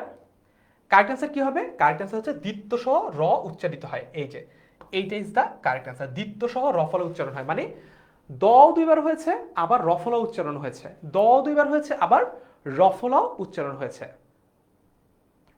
হ্যাঁ, একজন বলেছে ভদ্র, ভেরি গুড, একজন ভালো একটা এক্সাম্পল দিয়েছে। নিজে ভদ্র না হলেও একজন বলেছে ভদ্র, তো এই যে ভদ্র, তার মানে উচ্চারণটা কি দেখো, উচ্চারণ হচ্ছে এইরকম না, ভদ, তারপর হচ্ছে দ রো ওকার, ভদ্র, দেখেছো? ভদ্র।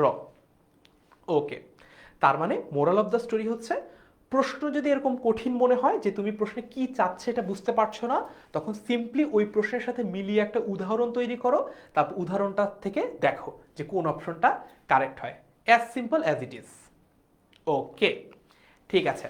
তারপরে দেখি 14 নম্বর প্রশ্ন। শ্রীগাল, শ্রীগাল মানে হচ্ছে শিয়াল, ফক্স, তো জ্যাকেল, এটার উচ্চারণ কি? এইটা একদম সরাসরি বইয়ের প্রশ্ন। এইটার উচ্চারণটা কিন্তু তালব্যস্বর মতো উচ্চারণ হয় না, এটার উচ্চারণটা হয়, এই উচ্চারণটা হয় হচ্ছে দন্তস্বর মতো। যাও, একটা হিন্ট দিলাম তোমাদেরকে, প্রথমে একটা হিন্ট দিলাম, এটার উচ্চারণ হয় দন্তস্বর মতো, তার মানে আমরা এই দুটো আগেই কেটে বাদ দিয়ে দিতে পারি।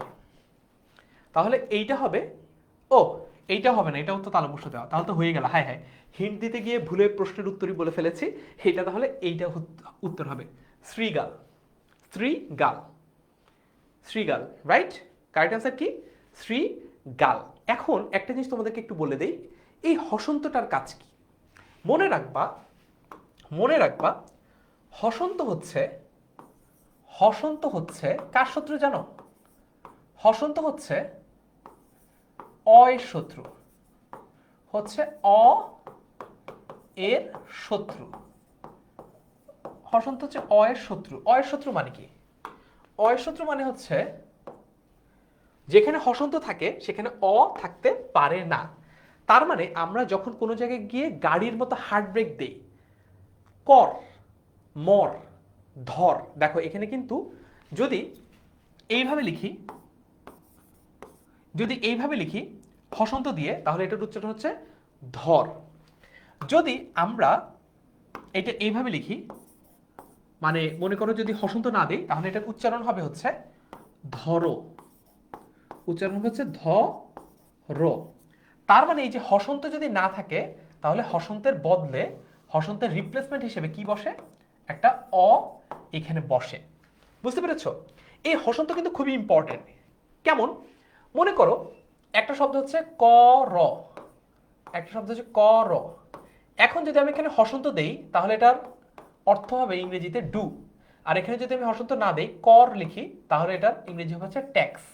তার মানে পুরোপুরি অর্থই পরিবর্তন হয়ে যেতে পারে যদি হসন্ত বসে। যে জায়গাগুলোতে আমরা বাংলা উচ্চারণের ক্ষেত্রে আমাদের বোর্ড বইতে দেখবো যে জায়গাগুলোতে আমরা থামি, যেমন আমি যদি বলি আমার নাম কি, আমার নাম হচ্ছে ফারহান, তুমিও দেখো তোমার নামে কি হসন্ত হয় কিনা। আমার নাম কি, আমার নাম ইংলিশে লিখে এইভাবে FARHAN, ফারহান। ওকে, তো আমি যখন এটা লিখবো তখন কিভাবে লিখবো, তখন লিখবো হচ্ছে এভাবে ফার, মানে উচ্চারণ আমি কিভাবে করি, আমি কিন্তু উচ্চারণ ফারোহানো করি না। আমি কি আমার উচ্চারণ ফারোহানো করি, আমি উচ্চারণ করছে দেখো ফার হান, তার মানে দুই জায়গায় থামছি, ফার একটা হসন্ত, হান এইভাবে। তোমাদের কাদের কাদের নামে হসন্ত আছে বলে ফেলো তো। ওকে, ইয়াস, এইবার বলো হসন্তের কাজটাকে আমরা বুঝেছি। বাংলা উচ্চারণে যে জায়গাগুলোতে থামতে হয় সেই জায়গাগুলোতে আমরা হসন্ত ব্যবহার করি। হসন্ত বাংলা লেখার সময় মানে যখন আমরা বানান হিসেবে লিখি তখন ব্যবহার না করলেও যখন আমরা উচ্চারণ লিখি তখন এই হসন্তটা আমাদের ব্যবহার করতে হয়। সাখাওয়াত হোসেন বলেছে ওর নামে নাকি হসন্ত লাগে। আচ্ছা, অ্যাঞ্জেলা রোজি বলেছে ওর নামে নাই, হ্যাঁ ঠিকই আছে।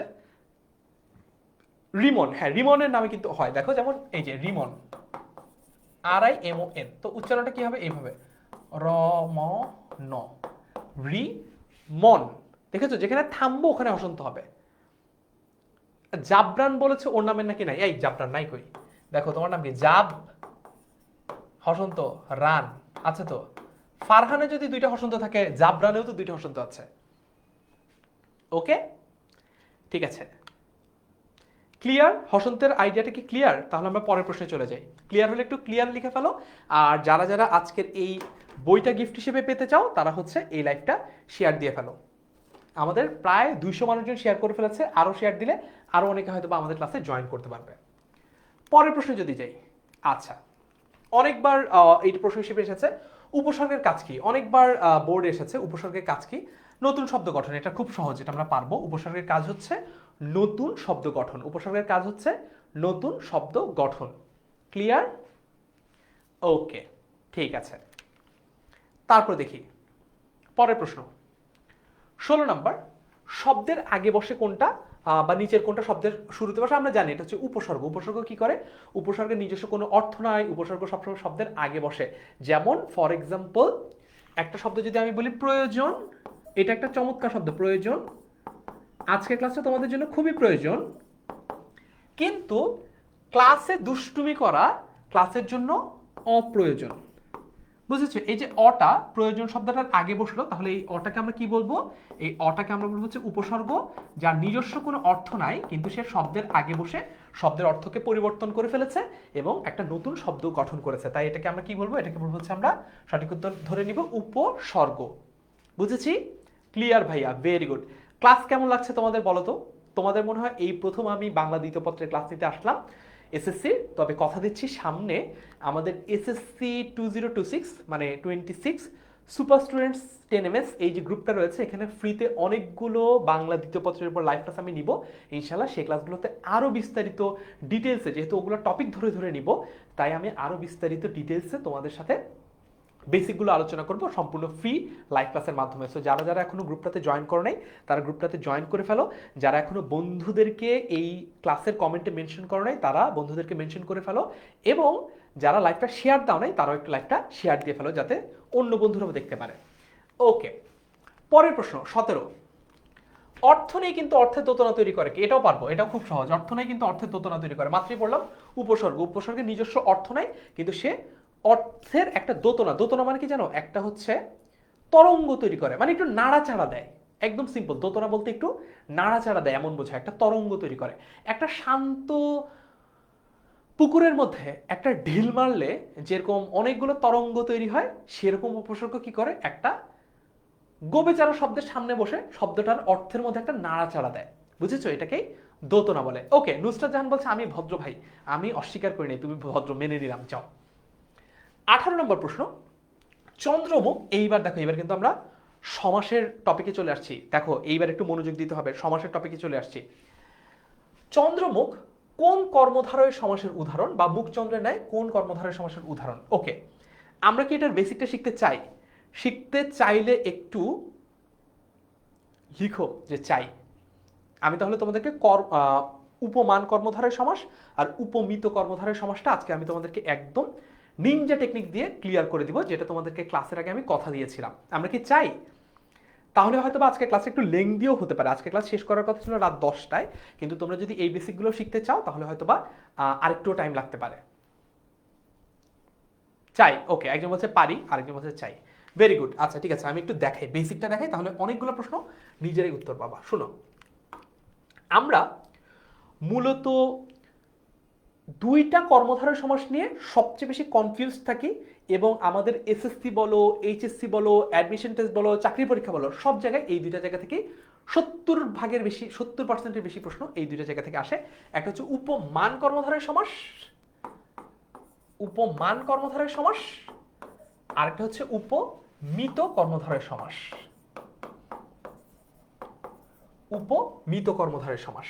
ওকে, এখন তোমাদেরকে আমি একটা এক্সাম্পল দেই। তোমরা কি ভারতের একজন লিজেন্ডারি ফুটবলার আছে যার নাম হচ্ছে সুনীল ছেত্রী, চিনো তাকে? সুনীল ছেত্রী। তো সুনীল ছেত্রী ভারতের জন্য একজন legendary player, no doubt about that.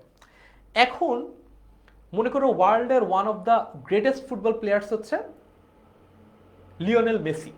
এখন কেউ যদি বলে যে সুনীল ছেত্রী, মনে করো কেউ বলল সুনীল ছেত্রী মেসির মতো খেলে। কি করে? সুনীল ছেত্রী মেসির মতো খেলে। ওকে, এটা মনে করো কেউ বললো। এখন একটু বুঝো তো, এই ব্যাপারটা মেসির জন্য একটা অপমানসূচক কথা না? কারণ মেসি একজন ওয়ার্ল্ড কাপ বিজয়ী ফুটবলার, তার সাথে কিনা তুলনা করা হচ্ছে সুনীল ছেত্রী, যে মনে করো কোনোদিন ওয়ার্ল্ড কাপ খেলেই নাই। তাহলে চিন্তা করো তো, এখানে যার সাথে তুলনা করা হচ্ছে, এইবার একটু মিলাও, একটু মাথায় আনো নিনজা টেকনিকটা। মেসির এখানে কি হচ্ছে? মেসির এখানে অপমান করা হচ্ছে, মেসি এখানে অপমানিত হচ্ছে, এরকম একটা অসম তুলনায়। তার মানে এখান থেকে আমরা বুঝতে পারি যার সাথে তুলনা তার কি হচ্ছে? তার হচ্ছে অপমান। যার সাথে তুলনা তার সাথে কি হচ্ছে? তার সাথে হচ্ছে অপমান। একজন বলছে ছেত্রী কি ভাইয়া? সুনীল ছেত্রী ইন্ডিয়ান একজন ফুটবল প্লেয়ারের নাম, বুঝতে পেরেছ? কয়েকদিন আগে বাংলাদেশ আর ইন্ডিয়ার খেলা হয়েছে না, তখন তো সুনীল ছেত্রী খেলেছে। ওকে, তারপরে দেখো, এইবার আমি তোমাদেরকে একটা ছড়া আজকে লাইভ ক্লাসের আগেও শিখিয়েছিলাম, দেখি কার কার মাথায় আছে। সেটা হচ্ছে এইটু মনোযোগ দাও, একটু সময় দাও, তাহলে তোমরা খুব সহজে উপমান আর উপমিত কর্মধারয় সমাস আজীবনের জন্য মনে রাখতে পারবা। এবার দেখো একটা ছড়া বলি। যার সাথে তুলনা তার হয় অপমান। ওকে, যার সাথে তুলনা তার হয় অপমান, যার হয় অপমান তার নাম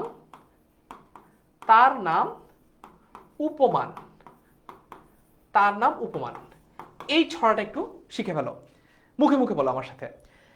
যার সাথে তুলনা তার হয় অপমান, যার হয় অপমান তার নাম উপমান।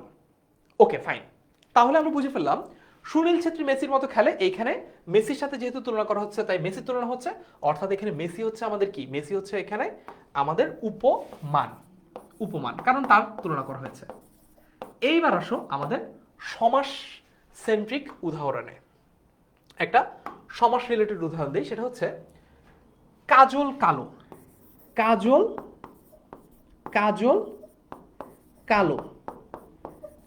কালো।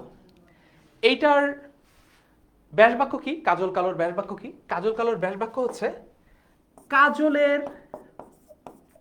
কাজলের মতো, বা ন্যায়ও বলতে পারো, একই কথা, কাজলের মতো কালো। এইবার দেখো তো, কাজল কালো এই সমাসটার মধ্যে কাজলের মতো কালো বলা হয়েছে, তার মানে যার সাথে তুলনা করা হচ্ছে তার কথা বলা হয়েছে। দেখো কাজলের মতো কালো, কার মতো কালো? কাজলের মতো কালো। কার মতো খেলে? মেসির মতো খেলে। মেসির কি হয়েছিল? অপমান হয়েছিল। যার অপমান হয়েছিল সে কি ছিল? সে উপমান ছিল। তাহলে কার মতো কালো? ভাইয়া কাজলের মতো কালো। তাহলে কার সাথে তুলনা করা হয়েছে? কাজলের সাথে তুলনা করা হয়েছে। যার সাথে তুলনা করা হয় তাকে তার কি হয়? তার হয় অপমান। যার হয় অপমান তার নাম উপমান। তার মানে যেই সমাসে তুমি দেখবা কারোর সাথে তুলনা করা হয়েছে, যার সাথে তুলনা করা হয়েছে সে আছে এবং তাদের একটা সাধারণ ধর্ম আছে। উপমানে কে থাকে? উপমানে দুইটা ফিচার থাকে। এক, যার সাথে তুলনা সে থাকে, অর্থাৎ উপমানটা থাকে, যার সাথে তুলনা সে থাকে, আর হচ্ছে একটা সাধারণ ধর্ম থাকে। ভাইয়া এই সাধারণ ধর্মটা কি? কমন একটা ফিচার থাকে, এটা তোমাদেরকে বলছি সাধারণ ধর্ম কাকে বলে। কি কাজলের সাথে যে তুলনা করা হয়েছে কিছু একটা ভিত্তিতে তুলনা করা হয়েছে, তার মানে কাজলও কালো, যাকে তুলনা করছে সেও কালো। তাইলে এই কালোটা হচ্ছে কি ওই সাধারণ ধর্ম। তার মানে মেসি আর সুনীল ছেত্রীর মধ্যে সাধারণ ধর্ম হচ্ছে দুজনই ফুটবল খেলে। মেসির সাথে তো আমরা আসলে মনে করো বাংলাদেশের মুশফিকুর রহিমের তুলনা করতে পারি না, কারণ মুশফিকুর রহিম ফুটবল খেলে না, আবার মেসি হচ্ছে ক্রিকেট খেলে না। তার মানে তাদের দুইজনের মধ্যে, দুইজনকে তুলনা করতে হলে তাদের মধ্যে একটা কমন গ্রাউন্ড থাকতে হয়। দুইজনকে তুলনা করতে হলে তাদের মধ্যে একটা কমন গ্রাউন্ড থাকতে হয়, যেটাকে বাংলা ব্যাকরণে বলা হচ্ছে সাধারণ ধর্ম।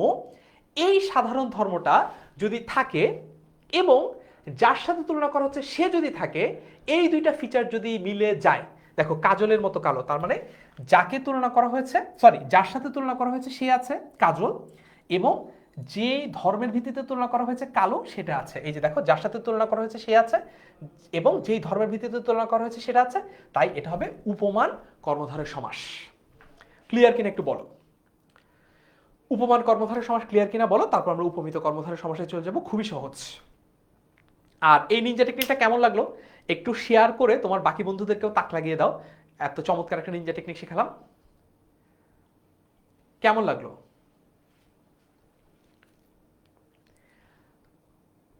এই যে বলছে গুড, ক্লিয়ার ভাইয়া উপমান কর্মধারয় সমাস। নিনজা টেকনিকটা কেমন লাগলো? ইয়েস ভাইয়া ক্লিয়ার। নিহারিকা বেগম আমাদের আরেকজন রেগুলার স্টুডেন্ট, নিহারিকা বেগম বলছে ইয়েস ভাইয়া ক্লিয়ার। ওকে, ক্লিয়ার ভাইয়া, ঠিক আছে। এইবার আরে পণ্ডিত সালমান মেহেদি বলেছে মচৎকার। কেমন পণ্ডিতের পণ্ডিত? আচ্ছা, আমির হামদা বলছে ছন্দের জন্য ফারহান ভাইয়া সেরা রে। ওকে, থ্যাংক ইউ,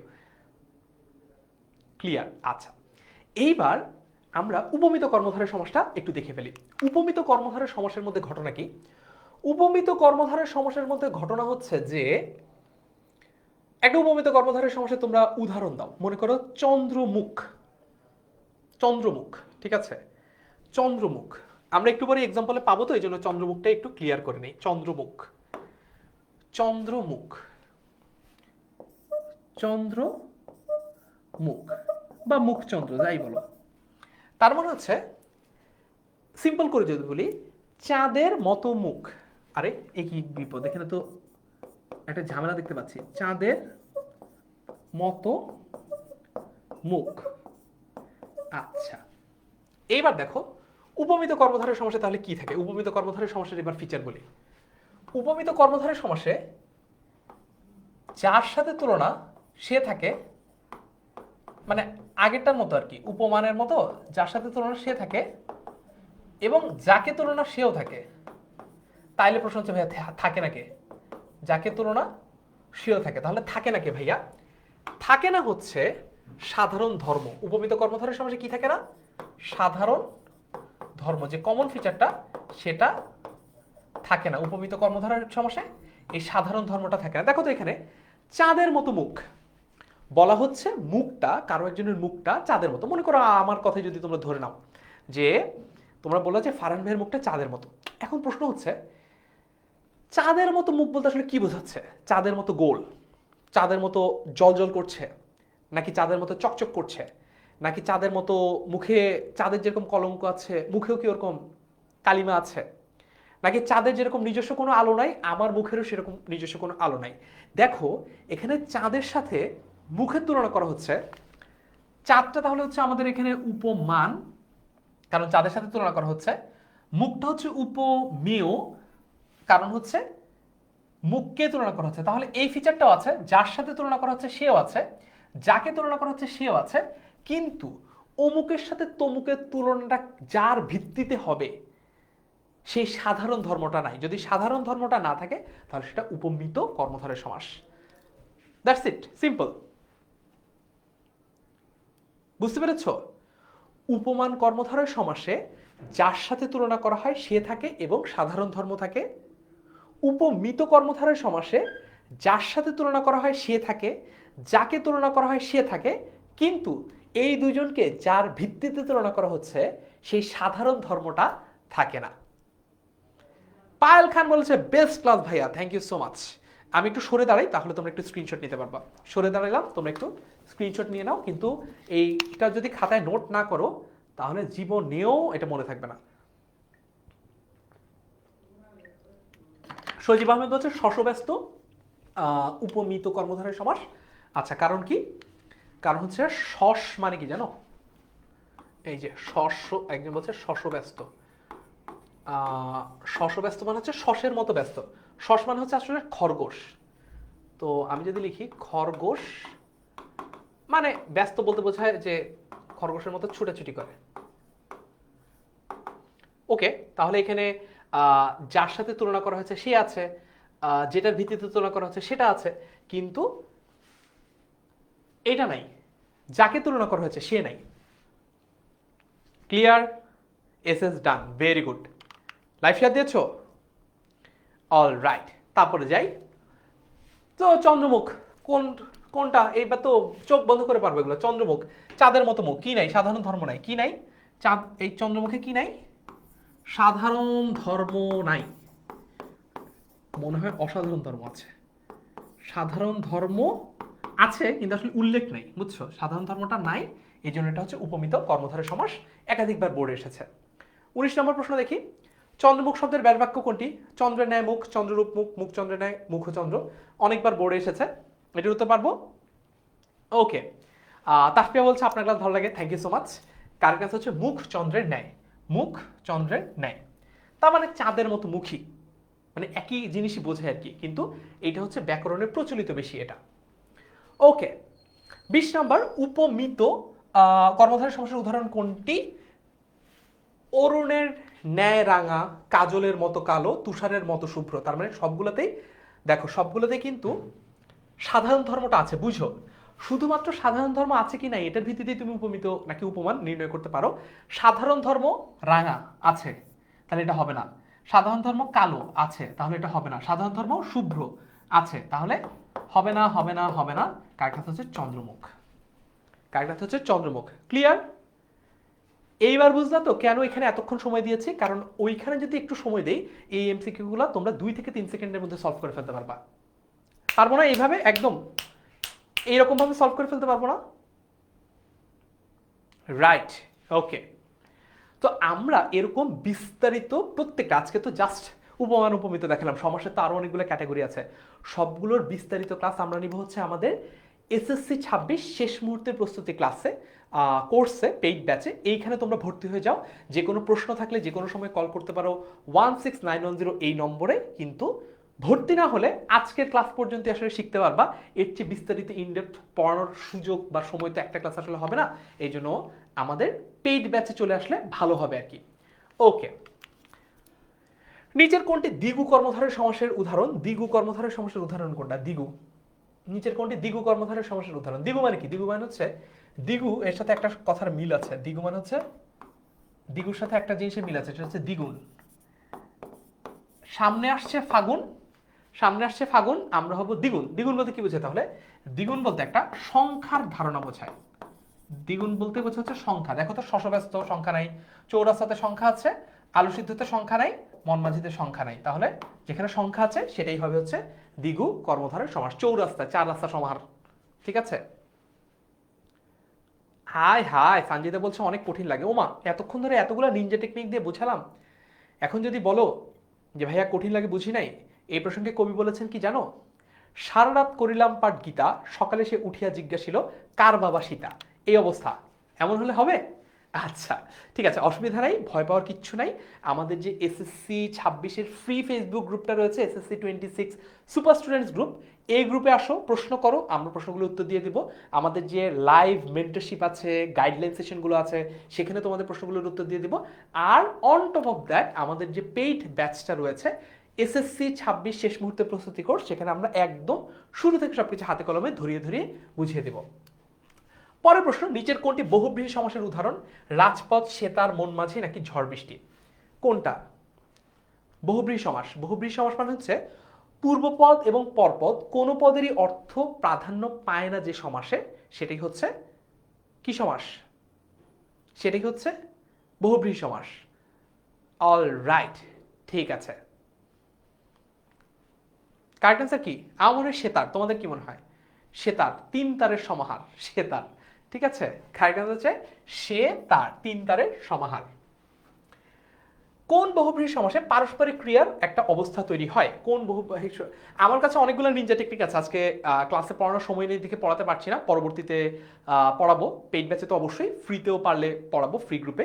সমানাধিকরণ হবে না, ব্যতিকরণ হবে না, অলুক বহুব্রীহি হবে না, ব্যতিহার হবে। কেন জানো ব্যতিহার হবে? আরেকটা নিনজা টেকনিক দেখাই, ব্যতিহার কেন হবে। এখানে একটা শব্দ আছে ব্যতিহারে, ব্যতিহারে একটা শব্দ আছে, সেটা কি? সেটা হচ্ছে হার। ব্যতিহারে একটা শব্দ আছে, শব্দটা হচ্ছে হার। এই যে হার। তো হার মানে কি? কারো যদি হার হয় তার মানে কারো জয়ও হবে, কারো হার হবে তার মানে কি কারো জয়ও হবে।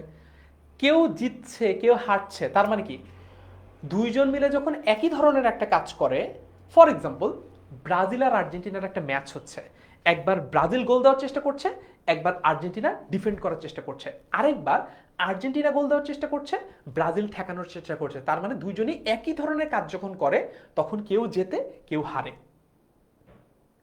মোরাল অফ দ্য স্টোরি কি? ব্যতিহার এই শব্দে যেহেতু হার আছে, তার মানে এখানে নিশ্চয়ই দ্বিপাক্ষিক কোন একটা কাজ আছে, দ্বিপাক্ষিক একটা কাজ আছে, দ্বিপাক্ষিক একটা কাজ আছে যেটা দুই পক্ষই সেম সেম কাজ করে। এই যে ব্রাজিল আর্জেন্টিনার ম্যাচ হলে দুই পক্ষই যেরকম সেম সেম বাট ডিফারেন্ট, ওরকম same same but same same কাজ করে। তাহলে পারস্পরিক ক্রিয়া থাকলে সেটাকে আমরা বলবো হচ্ছে এই যে দ্বিপাক্ষিক একটা কাজ থাকবে, হার আছে, তার মানে এখানে জয়ও আছে, অর্থাৎ পারস্পরিক একটা ক্রিয়া আছে একই রকম। পারস্পরিক মানে হচ্ছে একই রকম, যেমন কানাকানি, লাঠালাঠি, মারামারি, ধাক্কাধাক্কি, গুতাগুতি, কানাকানি, এইগুলাকে আমরা বলি হচ্ছে ব্যতিহার বহুব্রীহি সমাস। ব্যতিহার বহুব্রীহি সমাস। ক্লিয়ার? ওকে, ঠিক আছে, কারেক্ট হচ্ছে ব্যতিহার বহুব্রীহি সমাস। পরের প্রশ্ন, কোনটি সন্নিহিত অনুসর্গ লোপ পাওয়া তৎপুরুষ সমাস? কোনটি সন্নিহিত অনুসর্গ লোপ পাওয়া তৎপুরুষ সমাস? এটা কি হবে? তেলে ভাজা। পারবো এটা? আচ্ছা, তোমরা কিন্তু আর প্রশ্নের সঠিক উত্তর দিচ্ছ না, দুষ্টুমি করছো সবাই, এমন করলে কিন্তু হবে না। ওকে, তেলে ভাজা। পরের প্রশ্নে যাই, চতুর্ভুজ কোন সমাসের উদাহরণ? বহুব্রীহি, তৎপুরুষ, দ্বন্দ্ব নাকি কর্মধারয়? এটার উত্তর দাও তোমরা। চতুর্ভুজ কোন ধরনের সমাস? চতুর্ভুজ, চতুর্ভুজ চার ভুজের সমাহার, এটা কোন ধরনের সমাস বলো? চতুর্ভুজ, এটা হচ্ছে আমাদের 25 নম্বর প্রশ্ন, চতুর্ভুজ কোন ধরনের সমাস? আচ্ছা, যারা বলছো সমাস তোমাদের কাছে কঠিন লাগে, সমাস শিখতে মোটেও লাগে না 6 মাস, যদি কপালে জুটে ফারহান ভাইয়ার ক্লাস। ঠিক আছে, সমাস শিখতে মোটেও লাগে না 6 মাস, যদি কপালে জুটে ফারহান ভাইয়ার ক্লাস।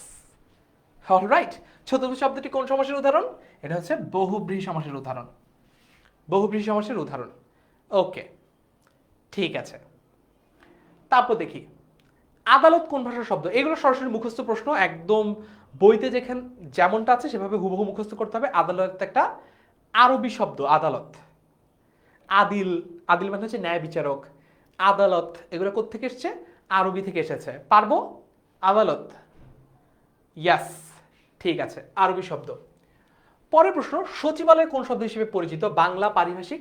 আচ্ছা, সচিবালয় একটা ইংরেজি শব্দ আছে সেক্রেটারিয়েট, সেক্রেটারিয়েটের বাংলা হচ্ছে সচিবালয়। এই ধরনের ইংরেজি শব্দের বাংলা রূপ যেগুলো আমরা ব্যবহার করি সেগুলোকে বলা হচ্ছে পারিভাষিক শব্দ। সেগুলোকে কি বলা হয়? পারিভাষিক শব্দ। তাহলে 27 নম্বরের উত্তর হচ্ছে পারিভাষিক শব্দ, রাইট? ওকে, 28 নম্বর প্রশ্ন দেখি, দোকান কোন ভাষার শব্দ? দেখি এটার উত্তর তোমরা দাও। কুমিল্লা বোর্ডে 2023 সালে এসেছে, দোকান কোন ভাষার শব্দ? দোকান। হাসিনা আজমিন জানতে চেয়েছে ভাইয়া স্লাইড পাবো কিনা। আমাদের যে কোর্সটা দেখিয়েছি কোর্সের মধ্যে দিয়ে দিব স্লাইড, সাজেশন, সবকিছু।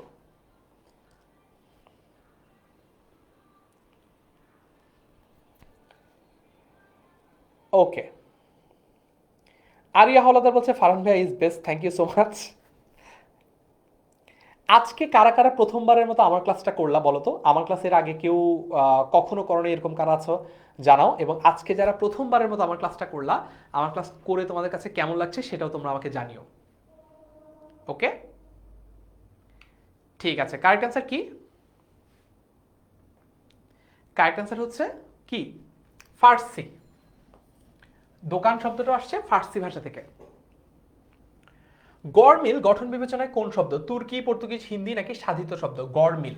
তো শব্দটা প্রথমত ছিল হচ্ছে মিল, তার আগে উপসর্গ হিসেবে এসে বসেছে হচ্ছে গড়, তার মানে মিলের অভাব, গড় মিল। তাহলে এটা কোন শব্দ হলো? এটা হয়েছে সাধিত শব্দ। তার মানে ফার্স্টে এই শব্দটা ছিল হচ্ছে মিল, মিল তার সাথে এসে যুক্ত হয়েছে গড়, তাই এটা হচ্ছে গড় মিল। এটা একটা সাধিত শব্দ, এটা মৌলিক শব্দ না। মৌলিক শব্দ হলে কি হতো? মৌলিক শব্দ হচ্ছে এইটা, মনে করো গোলাপ, ঠিক আছে, অথবা জল, এগুলো হচ্ছে মৌলিক শব্দ, এগুলোকে আর ভাঙা যায় না। কিন্তু গড় মিল শব্দটা ফার্স্টে ছিল মিল, তার আগে এসে বসেছে গড়, অর্থাৎ দুইটা মিলে একটা শব্দ যুক্ত হয়ে গঠিত হয়েছে, এটাকে আমরা বলবো হচ্ছে সাধিত শব্দ। যারা যারা প্রথম আমার ক্লাস করছো তারা, আচ্ছা ফারমি, আমি নতুন আপনার ক্লাসে, বন্ধন কুমার বলেছে নতুন আজকে আমাদের ক্লাসে জয়েন করেছে। আচ্ছা ঠিক আছে, ওকে। সো আজকের ক্লাসটা তোমাদের কাছে কেমন লেগেছে এটা কিন্তু তোমরা লিখে জানাতে পারো আমাদের এসএসসি 26। আমি তোমাদেরকে ফেসবুকে গ্রুপটার নাম বলে দিচ্ছি, একটা মিনিট সময় দাও আমাকে। ওকে, আমাদের ফেসবুক গ্রুপে তোমাদের ব্যাচের জন্য যে গ্রুপটা আমরা খুলেছি, ফ্রি গ্রুপ, গ্রুপটার নাম হচ্ছে এসএসসি 26 সুপার স্টুডেন্টস 10MS। এই গ্রুপটাতে অলরেডি 89,000 মেম্বার হয়ে গেছে। এই যে এই গ্রুপটা দেখা যাচ্ছে,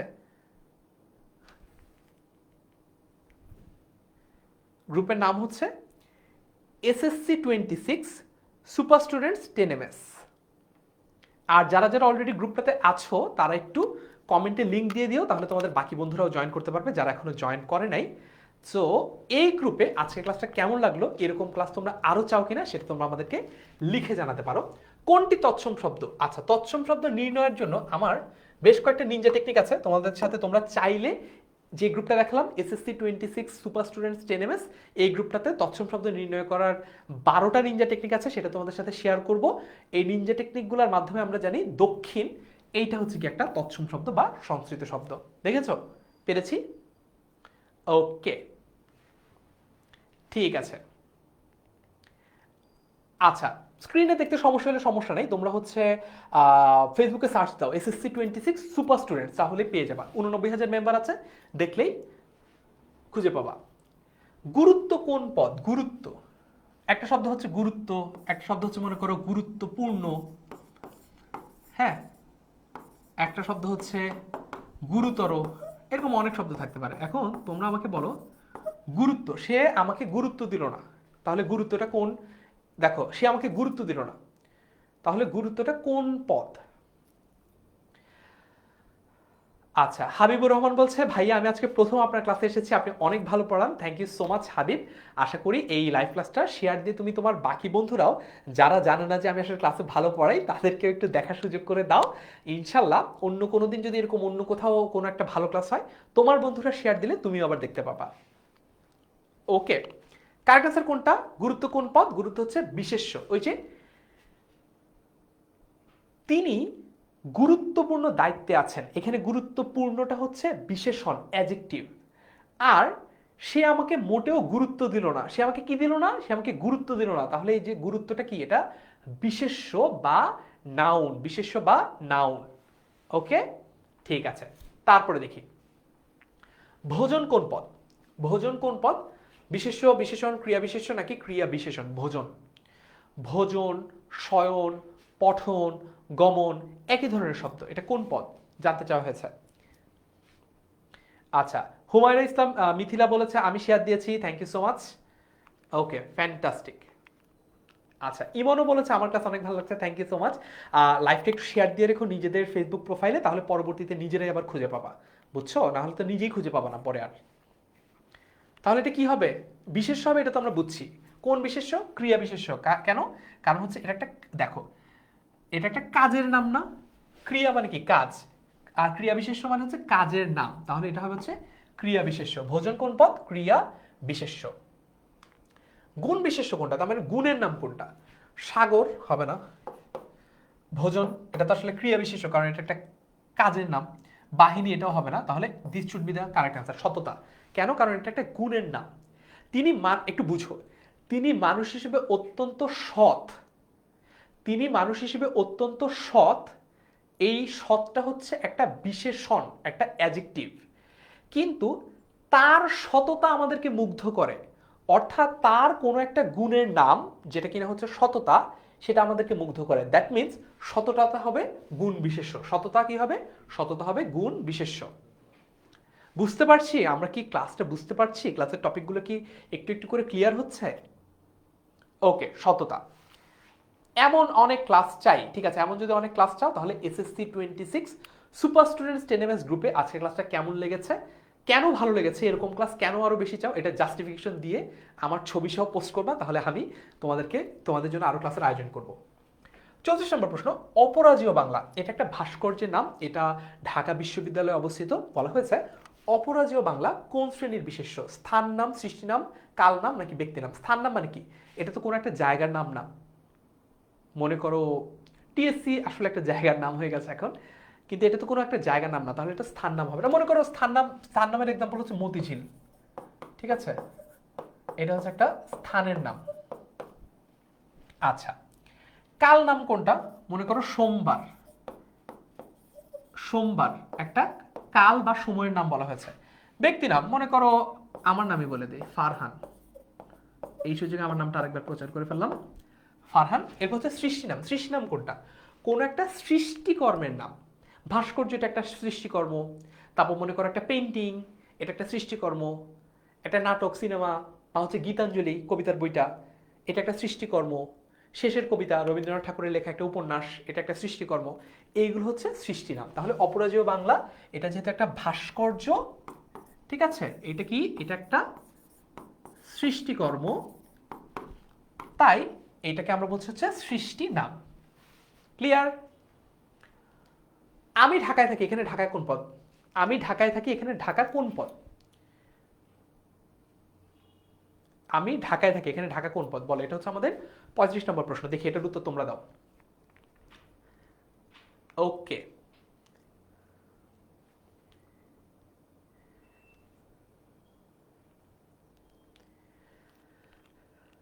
স্মৃতিসৌধ। হ্যাঁ, স্মৃতিসৌধ একটা সৃষ্টিকর্ম বলতে পারো।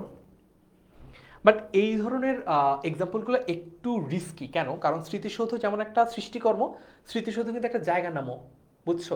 সাভারের একটা জায়গার নাম স্মৃতিসৌধ। মানে আমি জাহাঙ্গীরনগর বিশ্ববিদ্যালয়ে পড়তাম, তো আমরা তো স্মৃতিসৌধ বলতে আসলে সৃষ্টিকর্মটাকে বুঝতাম না, আমরা হচ্ছে ওই নবীনগর বাইপাইলের ওই জায়গাটার নাম নিয়ে আমরা বলতাম হচ্ছে কোথায় যাস, স্মৃতিসৌধে যাই। মানে জায়গাটার নাম আমরা স্মৃতিসৌধ বলতাম। বুঝতে পেরেছো? ওকে, 35 বি বলছে অনেকে নাম বিশেষ্য, আমি ঢাকায় থাকি।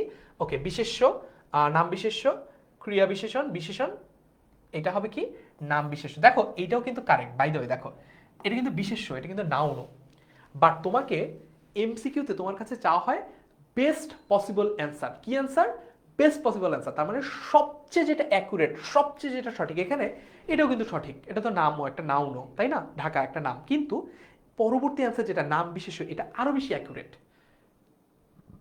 বেস্ট পসিবল অ্যান্সার এটা। ওকে, 36 নাম্বার দেখি, সততা কোন পদের উদাহরণ? একটু আগে আমরা ক্লিয়ার করে ফেলছি, এটা হচ্ছে গুণ বিশেষ্য। সততা হচ্ছে গুণ বিশেষ্য, রাইট? ঠিক আছে, তারপরে দেখি কোনটি সৃষ্টি নাম বিশেষ্য? সৃষ্টি নাম, সৃষ্টি নাম একটু আগে বলছিলাম সৃষ্টিকর্মের নাম, যেমন কাব্যগ্রন্থ, তারপর মনে করো ভাস্কর্য, তোমরা উত্তর দিতে থাকো, আমি এখানে লিখি ভাস্কর্য। তারপর মনে করো হচ্ছে যে এরপর মনে করো হচ্ছে পেইন্টিং। মোনালিসা কিন্তু একটা সৃষ্টিকর্ম। ওকে, গরু, সমিতি, বীরত্ব। গরু হবে না, সমিতি হবে না, বীরত্ব হবে না। গীতাঞ্জলি এটা একটা বইয়ের নাম রবীন্দ্রনাথ ঠাকুরের। সো এটাই হবে হচ্ছে সৃষ্টি নাম। অনেক ধন্যবাদ। হাফিজা আক্তার বলেছে ক্লাসটা অনেক ভালো লাগছে, থ্যাংক ইউ সো মাচ প্রশংসা করার জন্য। 38 নম্বর প্রশ্ন, একজন এসে খবর দেয় বাক্যের সর্বনামটি কোন শ্রেণীর? একজন এসে, তার মানে এখানে কোনটা আমাদের এখানে সর্বনাম? একজন, এই একজনের নাম বলা হয় নাই, তাই এটা আমার সর্বনাম। এখন প্রশ্ন হচ্ছে যে এটা কোন ধরনের সর্বনাম? নির্দেশক, অনির্দিষ্ট, সকলবাচক, অন্যবাচক? আমার মনে হয় অনির্দিষ্ট, কারণ একজন এসে, কে বা কারা, কে বা কারা আমাদের টিনের চালে ঢিল মেরেছে, কে বা কারা আমাদের টিনের চালে ঢিল মেরেছে, এখানে কে বা কারা অনির্দিষ্ট। একই রকম ভাবে একজন এসে খবর দিল, কে যেন বললো, এটা কে যেন বললো। ওকে, তাহলে এটা কি হবে? এটা হচ্ছে অনির্দিষ্ট সর্বনাম, তার মানে যেটা নির্দিষ্ট করা হয় নাই, যেটা আনডিফাইন্ড, কে নির্দিষ্ট করে বলা হয় নাই। ওকে, তারপরে দেখি কোনগুলো সকলবাচক, তার মানে সকলবাচক সবাইকে বোঝাচ্ছে, যেটা স্বয়ং, খোদ, আপনি, এটা হবে না। সব, সকল, তাবৎ। আচ্ছা তাবৎ মানে কি? তাবৎ মানে হচ্ছে তাবৎ দুনিয়া, পুরো দুনিয়া বোঝায়। তাবৎ বলতে কি বোঝায়? তাবৎ শব্দটার অর্থ হচ্ছে পুরো, পুরো। যে, যিনি, যারা, এখানেও সবাইকে বোঝাচ্ছে না, এরা, ইহারা, ইনি, কোনোটাতে আসলে সবাইকে বোঝাচ্ছে না, শুধুমাত্র অ্যান্সার বিতে আমরা দেখতে পাচ্ছি সবাইকে বোঝাচ্ছে। সব, এটা তো একটা সকলবাচক সর্বনাম জানি, সকল এটা একটা সকলবাচক সর্বনাম। এবং তাবৎ, তাবৎ দিকে বোঝায় তাবৎ দুনিয়া, তার মানে পুরো দুনিয়া, এটা বোঝাচ্ছে। So B should be the correct answer, right? B should be the correct answer. Okay, সব, সকল, তাবৎ। 40 নম্বর, আত্মবাচক। আত্মবাচক বলতে কি বোঝায়? আত্ম বলতে, আত্ম শব্দটার ইংরেজি হচ্ছে সেলফ, তার মানে যে সকল সর্বনামে নিজেকে বোঝায় সেটাকেই হচ্ছে আত্মবাচক সর্বনাম বলে। তুমি, ও, নিজে, তারা, কোনটা হবে আত্মবাচক সর্বনাম? 40 নম্বর তোমরা উত্তর দাও, 40 নম্বর উত্তর তোমরা দাও। আর আমি ইন দ্য মিন টাইম একটা জিনিস বলেছিলাম, আবার দেখাই, সেটা হচ্ছে বাংলা দ্বিতীয় পত্রে ভালো করার জন্য তোমাদের এই যে ব্যাকরণ বইটা আছে, এই ব্যাকরণ বইটা ভালো মতো পড়ার কোনো বিকল্প নাই। বাংলা দ্বিতীয় পত্রের কোনো এমসিকিউ, ইভেন কোনো উদাহরণও এই বইয়ের বাইরে থেকে আসবে না। সো এই বইটা একদম কণ্ঠস্থ করতে হবে। আমার এই বইটা আমি কিনে নেই, এই বইটার জন্য বিশেষ ধন্যবাদ হচ্ছে আমার আপন ছোট বোন ফাতেমা জান্নাতকে, এটা ওর বই, ঠিক আছে? ও তোমাদের মতো এসএসসি পরীক্ষার্থী, 2026 সালে ও এসএসসি পরীক্ষা দিবে। সো ওর কাছ থেকে বইটা ধার এনেছি যাতে তোমাদেরকে ভালো মতো পড়াতে পারি এবং দেখাতে পারি। সো তোমাদের মতো, মানে অন্যান্য সময় আমি হচ্ছে শুধু একজন শিক্ষকের ভূমিকা পালন করি, কিন্তু এসএসসি 2026 ব্যাচের জন্য আমি কিন্তু একজন আপন বড় ভাই হিসেবে দায়িত্ব পালন করছি। শুধু নিজের বোনের জন্য না, তোমাদের সবার জন্য কিন্তু একই রকম দায়িত্ব আমি পালন করছি, যাতে তোমরা সবাই মিলে এবার এসএসসিতে একটা ফাটাফাটি রেজাল্ট করতে পারো। ওকে, লাইভটা শেয়ার দিতে বলেছিলাম, কারণ লাইভটা শেয়ার দিলে আজকে একজন লাকি উইনারকে আমি এই বইটা বাসায় গিফট হিসেবে পাঠাবো। সো যারা এখনো শেয়ার দাও নাই, এখনো সুযোগ আছে, লাইভ চলমান সময় শেয়ার দিয়ে দাও। আমি একটু পরেই কে আজকের বিজয়ী হচ্ছে তার নামটা বলে দিব। ওকে, কারেক্ট অ্যান্সার কি? নিজে। কারেক্ট অ্যান্সার হচ্ছে নিজে। আচ্ছা, একজন ইমন বলেছে ভাইয়া সংবাদ প্রতিবেদন নিয়ে একটা ক্লাস চাই। Thank you so much for the reminder. সংবাদ প্রতিবেদন যেহেতু তোমাদের সিলেবাসের মানবন্টনে আগে ছিল না, নতুন করে অ্যাড করা হয়েছে, আমি এটা প্ল্যানে রেখেছি, আমি সংবাদ প্রতিবেদনের উপর আলাদা একটা ক্লাস নিব। লাইভ ক্লাস হয়তো বা হবে না, একটা রেকর্ডেড ভিডিও হয়তো বা দিব, যেটা দেখে তোমরা ক্লিয়ার হয়ে নিবা। নিজে। ওকে, ভেরি গুড, নিজে ইজ দ্য কারেক্ট অ্যান্সার। আচ্ছা, এখন আরো কয়েকটা এমসিকিউ আছে, আরো 10টা এমসিকিউ আছে। তার আগে আমি একটু যারা যারা জিজ্ঞেস করছে যে ভাইয়া ভাইয়া এসএসসি এসএমপিতে কিভাবে ভর্তি হবো, তাদের জন্য একটু দেখাই, তারপর আমি লাস্ট 10টা এমসিকিউ তোমাদেরকে আবার সলভ করে দেখাবো। আমরা যেটা করব, আমরা হচ্ছে 10 মিনিট স্কুলের ওয়েবসাইটে চলে যাব। আচ্ছা, নতুন করে দেখা একদম। মনে করো ফার্স্ট আমরা গুগলে গেলাম। গুগলে গিয়ে লিখবো কি? গুগলে গিয়ে লিখবো 10ms.com। কি লিখবো? 10, ওকে, এম মানে হচ্ছে মিনিট, এস মানে হচ্ছে স্কুল, .com লিখে এন্টার দিয়ে দিলাম। দেখো চলে আসলো 10 মিনিট স্কুলের ওয়েবসাইট। 10 মিনিট স্কুলের ওয়েবসাইটে আসার পরে আমরা ক্লাস 6 to 12 এইখানে ক্লিক করব। হায় হায়, গেল কই, সর্বনাশ, তোমাদেরকে দেখাতে গেলাম চলে গেল। ওকে, ক্লাস 6 to 12 ক্লিক করলাম। আমরা এখন কোন ক্লাসে পড়ি? দশম শ্রেণী। দশম শ্রেণীতে ক্লিক করলাম। তারপর দেখো এখানে সবগুলা কোর্স কিন্তু চলে এসেছে। তো এখন তোমাদেরকে আমি একটা স্পেশাল প্রোমো কোড আছে আমার, সেটা দিব, তাহলে তোমরা আরও ডিসকাউন্টে কোর্সে ভর্তি হতে পারবা। মনে করো তুমি সায়েন্সের স্টুডেন্ট, সো বিস্তারিত দেখাতে যাও। এখানে সবগুলা ইনফরমেশন দেওয়া আছে, কারা কারা তোমাদের ক্লাস নিচ্ছেন, একদম সবগুলো সাবজেক্টের সবার নাম টাম দেওয়া আছে এবং সবগুলো ইনফরমেশন এখানে দেওয়া আছে, কি কি সাবজেক্ট পড়াচ্ছি সব আছে এখানে। হ্যাঁ, ওকে, এইখানে দেখো কোর্সটি কিনুন, এই বাটনটাতে ক্লিক করবা। তারপরে দেখি আমার একটা প্রোমো কোড আমি অ্যাক্টিভ করব, ফারহান এসএসসি, তোমরা জানো কত? 26। সো এই প্রোমো কোডটা দিয়ে তোমরা আরেকটু ডিসকাউন্ট নিতে পারবা। দেখি এখন অ্যাক্টিভেট আছে কিনা, না হলে ক্লাসের পরে অ্যাক্টিভেট করব। অলরাইট, সো আমার প্রোমো কোডটা দিলে তোমরা 500 টাকা ডিসকাউন্ট পাবা। ফারহান এসএসসি 26 এই প্রোমো কোডটা দিয়ে তোমরা ডিসকাউন্টে ভর্তি হতে পারবা। সায়েন্স, কমার্স অথবা আর্টস যে কোনো সাবজেক্টের জন্যই, যে কোনো শেষ মুহূর্তে প্রস্তুতি কোর্সেই তোমরা এই প্রোমো কোডটা ইউজ করতে পারবা। প্রোমো কোডটা খুব সিম্পল, আমি আবারও লিখেও দিচ্ছি এখানে। সো এরপরে শুরু করুন বাটনে ক্লিক করলেই তুমি তোমার ফোন নাম্বার দিয়ে বিকাশ অথবা নগদ অথবা যে কোনো ব্যাংকের মাধ্যমে পে করে তুমি ভর্তি হয়ে যেতে পারবা খুব ইজিলি। চলো আবার আমরা আমাদের স্লাইডে চলে যাই। সো আমার প্রোমো কোডটা আরেকবার একটু লিখে দেই, ডিসকাউন্ট প্রোমো কোড যেটা দিলে তোমরা 500 টাকা ডিসকাউন্ট পাবা, সেটা হচ্ছে ফারহান, আমার নাম FARHAN। তারপর হচ্ছে তোমরা কি পরীক্ষা দিবা? এসএসসি, এসএসসি তোমরা কত ব্যাচ? 26। এইটা দাও, তাহলে হচ্ছে তোমরা 500 টাকা ডিসকাউন্ট পাবা। ওকে, তো খুব সহজ, একদম সিম্পল, ভেরি গুড। তারপর দেখি বসার সময় নেই, তাই যেতে হচ্ছে বাক্যটিতে কোন যোজক নির্দেশ করছে। তার মানে এই যে তাই, এই তাই দিয়ে আসলে কি বোঝাচ্ছে জানো? এই তাই দিয়ে সেই কারণে, বসার সুযোগ নাই, এই কারণে যেতে হচ্ছে। তাহলে এটা কি? সাধারণ যোজক, বিকল্প যোজক, কারণ যোজক। রাইট, এই তো পেয়ে গেছে, কারণ যোজক, তাই না? কারণ যোজক। আচ্ছা, আবিদ বলেছে ভাইয়া আমি এসএমপি তে ভর্তি হব, টেস্ট পরীক্ষার জন্য কি কি প্ল্যান করছেন একটু বলবেন। অবশ্যই বলছি, এই উত্তরটা দেখি। ইয়াস, কারণ যোজক।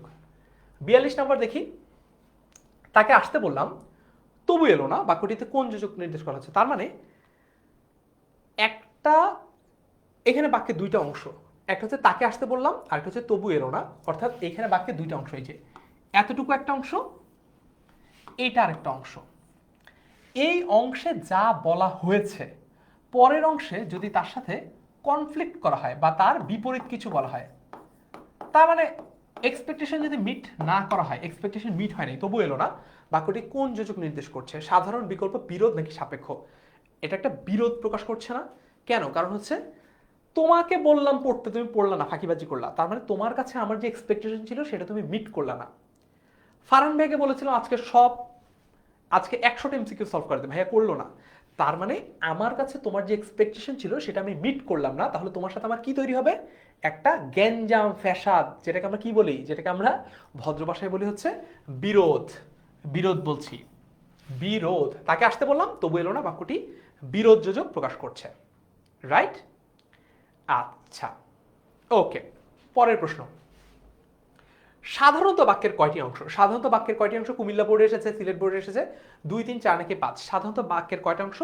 বাক্যের 3টা অংশ থাকে সাধারণত। কি কি থাকে? কর্তা বা সাবজেক্ট, তারপর হচ্ছে অবজেক্ট, কর্ম, আর লাস্টলি হচ্ছে ভার্ব বা ক্রিয়া। যেমন সবচেয়ে ইজি এক্সাম্পল, আমি কি খাই? আমি বললেই তো তোমরা এক্সাম্পল বুঝে পেলো, আমি ভাত খাই। তাহলে এখানে আমিটা হচ্ছে কর্তা, ভাতটা হচ্ছে কর্ম, খাইটা হচ্ছে ক্রিয়া। That's it. বাক্যে তিনটা অংশ থাকে, সাধারণত বাক্যে তিনটা অংশ থাকে, কর্তা, কর্ম, ক্রিয়া। আমি ভাত খাই, আমি ভাত খাই। ভাইয়া এসএমপিতে কি পড়ান? উত্তর হচ্ছে হ্যাঁ, আমি শেষ মুহূর্তে প্রস্তুতি কোর্সে ক্লাস নিব এইবার ইনশাল্লাহ। তোমাদের বাংলার পুরো দায়িত্বটা আমি নিচ্ছি, যাতে বাংলায় আমাদের একটা স্টুডেন্টের এ প্লাস মিস না যায়। ক্লিয়ার না? তিনটা, এই যে লেখা আছে কর্তা, কর্ম, ক্রিয়া। তো তিনটা ইজ দ্য কারেক্ট আনসার।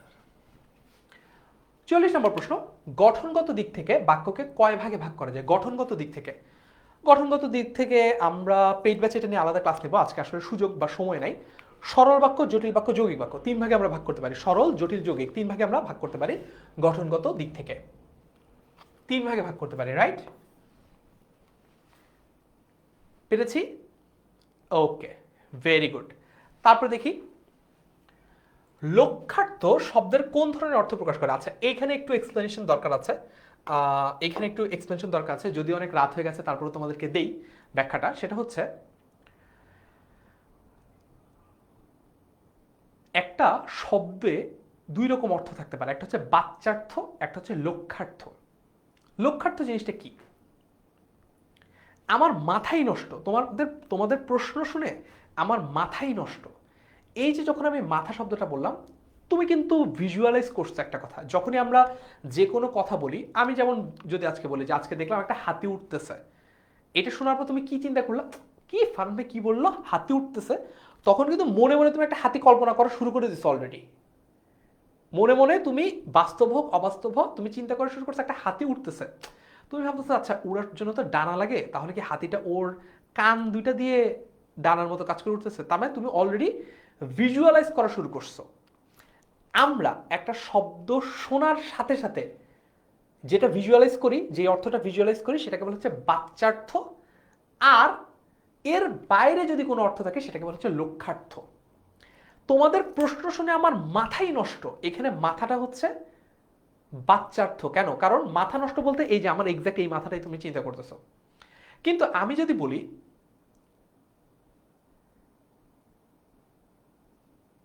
আলাল সাহেব, আলাল সাহেব গ্রামের মাথা, মাথা বলতে কি বোঝাচ্ছে? তিনি গ্রামের হেড। এখন আলাল সাহেব গ্রামের মাথা, এই মাথা শব্দটা শুনলে কিন্তু তুমি এক্স্যাক্টলি কোনো কিছু ভিজুয়ালাইজ করতে পারতেছো না, মনে মনে কোনো একটা চিত্র তুমি কল্পনা করে আনতে পারতেছো না। যদি তুমি কোনো একটা শব্দ শোনা মাত্রই একটা জিনিস মনের কল্পনায় ভিজুয়ালাইজ করে ফেলো, তাহলে সেটাকে বলা হচ্ছে বাচ্যার্থ। আর সেটা যদি করতে না পারো এবং সেই শব্দটা যদি অন্য ভিন্ন কোনো অর্থ থাকে, তাহলে সেটাকে বলা হচ্ছে লক্ষ্যার্থ। সেটাকে কি বলে? সেটাকে বলছে লক্ষ্যার্থ। তার মানে প্রাইমারি যে অর্থটা, প্রাইমারি অর্থটা হচ্ছে বাচ্যার্থ, সেকেন্ডারি অর্থটা হচ্ছে বা অপশনাল অর্থটা হচ্ছে লক্ষ্যার্থ।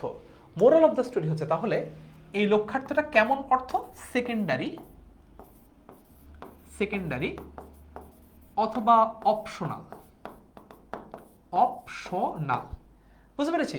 তার মানে কি? এটা হচ্ছে গৌণ অর্থ, গৌণ অর্থ।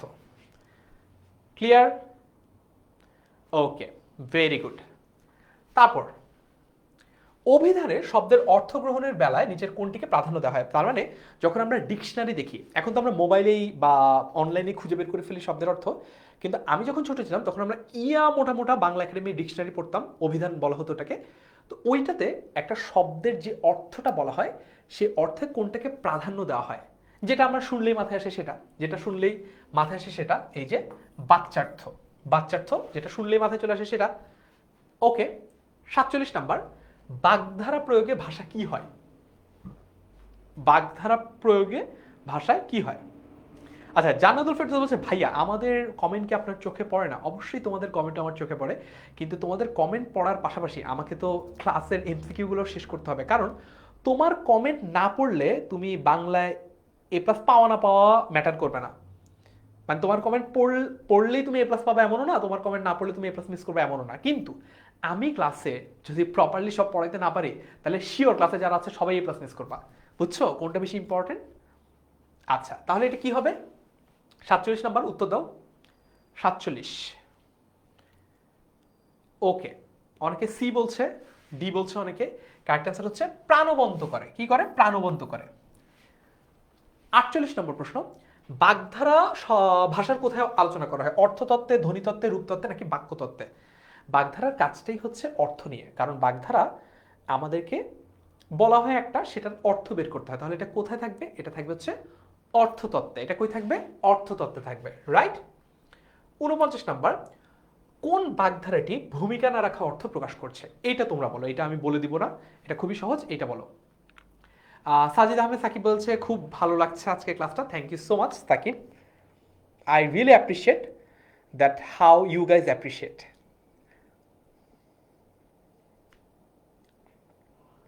আটচল্লিশ এ এ এ অর্থতত্ত্ব, এটা হচ্ছে 49 নাম্বার, মানে সেকেন্ড লাস্ট।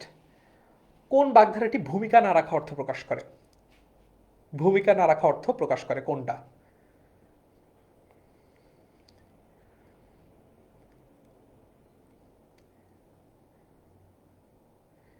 কারেক্ট অ্যান্সার হচ্ছে চোখ বুজে রাখা। চোখ বুজে রাখা, তার মানে মনে করো তোমরা ক্লাসে এতগুলা ছেলে মেয়ে খালি দুষ্টুমি করতেছো, আমি চোখ বন্ধ করে রেখে তোমাদের কমেন্ট না, তোমরা যে দুষ্টুমি করতেছো এটা না বুঝার ভান করে আমি আমার পড়া এক মনে পড়িয়ে যাচ্ছি, এইটা হচ্ছে চোখ বুজে রাখা। বুঝতে পেরেছো?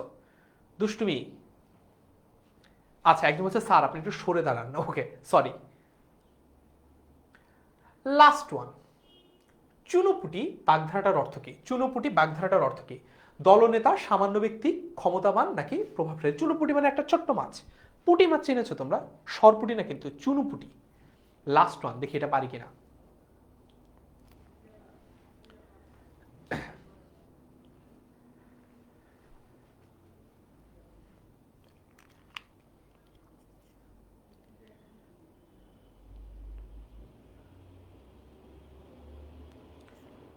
ছোট্ট একটা মাছ।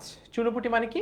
মানে হচ্ছে, আচ্ছা অনেকে বলছে বি, ওকে, সামান্য ব্যক্তি বলছে অনেকে, আমারও মনে হয় বি, আমারও দ্বিমত নাই, আমারও মনে হয় বি।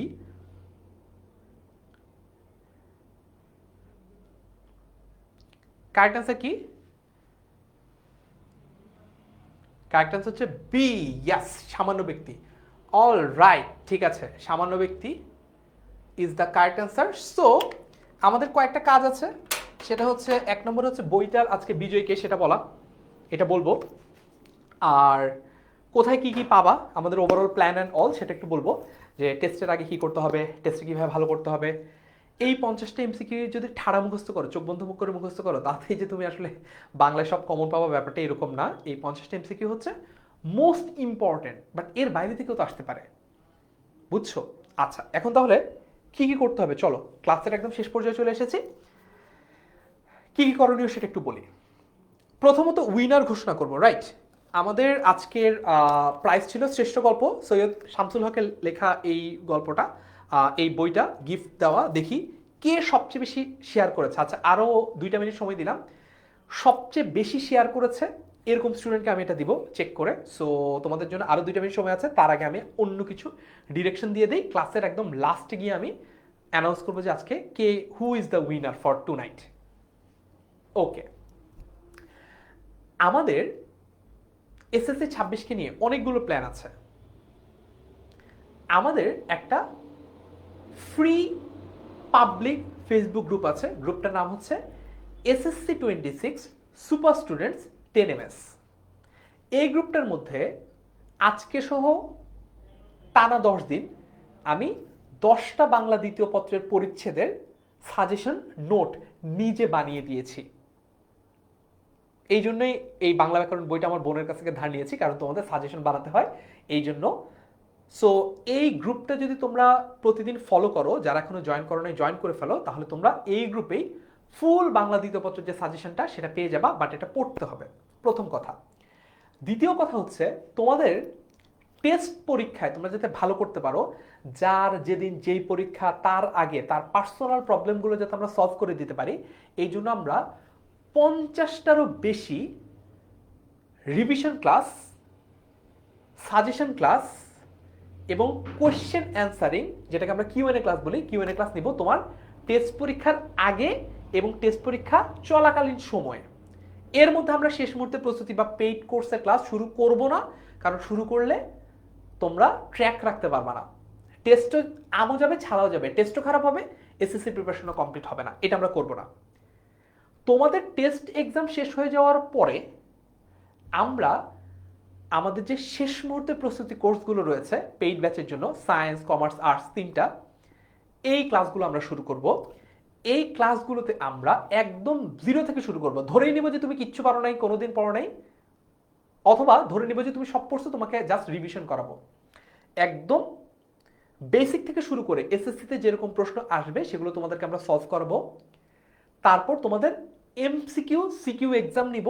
এমসিকিউর অ্যান্সার আমাদের ওয়েবসাইটে সাথে সাথেই উত্তর পেয়ে যাবো তুমি, তোমার স্কোর সহ, লিডার বোর্ড সহ। আর সিকিউ যেগুলো মানে সৃজনশীল বা রিটেন যেগুলো, সেগুলো আমরা খাতা চেক করে তোমাদেরকে আবার ফেরত দিব।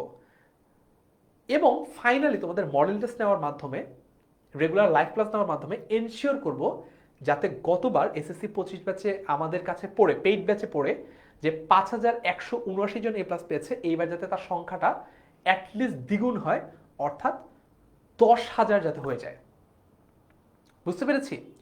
আমরা এসএসসি 25 ব্যাচের পেইড স্টুডেন্ট যারা ছিল, অর্থাৎ যারা শেষ মুহূর্তে প্রস্তুতি কোর্সে ছিল, তাদেরকে নিয়ে পরবর্তীতে আমরা বিশাল বড় একটা প্রোগ্রাম করেছি, কৃতি শিক্ষার্থী সংবর্ধনা এসএসসি 25। আমাদের এইবারের প্ল্যান হচ্ছে তোমাদেরকে নিয়ে আরো বড় একটা প্রোগ্রাম করা, বাট সেটার জন্য তো আরো বেশি স্টুডেন্টকে এ প্লাস পেতে হবে যদি আমরা আরো বড়, আরো গ্র্যান্ড একটা ইভেন্ট করতে চাই। সো তোমাদের চ্যালেঞ্জ হচ্ছে এ প্লাস পাওয়া, এবং তোমাদের সাথে আমরা সবসময় থাকবো।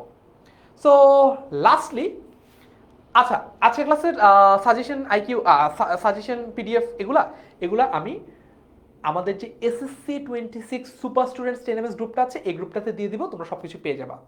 সো দ্য উইনার, আমি একটু উইনার চেক করে আসি, দেখি আমাদের টিম থেকে কার নাম সিলেক্ট করা হয়েছে। একটু দেখি। সো আজকের ক্লাসটা টোটাল 321 জন শেয়ার করেছে, বাহ চমৎকার।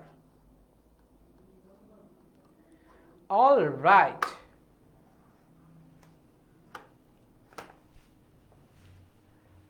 সো দ্য টাইম হ্যাজ কাম।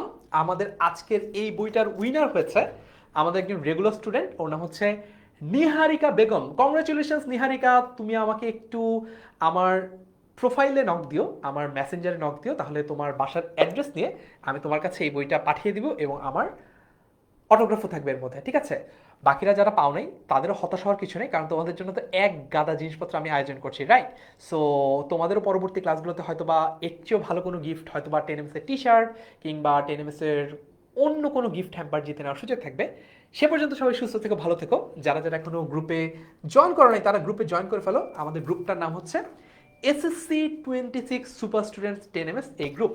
আজকের ক্লাসটা কেমন লাগলো এটাও তোমরা লিখে জানাও, আজকের ক্লাসের রিভিউটা দাও, যাতে করে তোমার যে সকল বন্ধুরা আজকে ক্লাস করে নাই তারা যাতে আফসোস করে, ইস এত ভালো একটা ক্লাস আমরা মিস করলাম। অল রাইট, ঠিক আছে।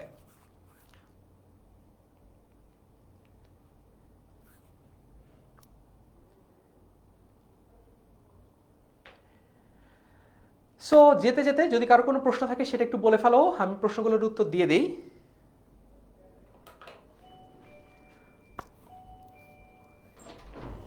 অল রাইট, ঠিক আছে, তাহলে পরবর্তীতে আবারও দেখা হবে এসএসসি 26 সুপার স্টুডেন্ট 10ms গ্রুপে। সে পর্যন্ত সবাই ভালো থেকো, সুস্থ থেকো। আসসালামু আলাইকুম, আল্লাহ হাফেজ সবাইকে।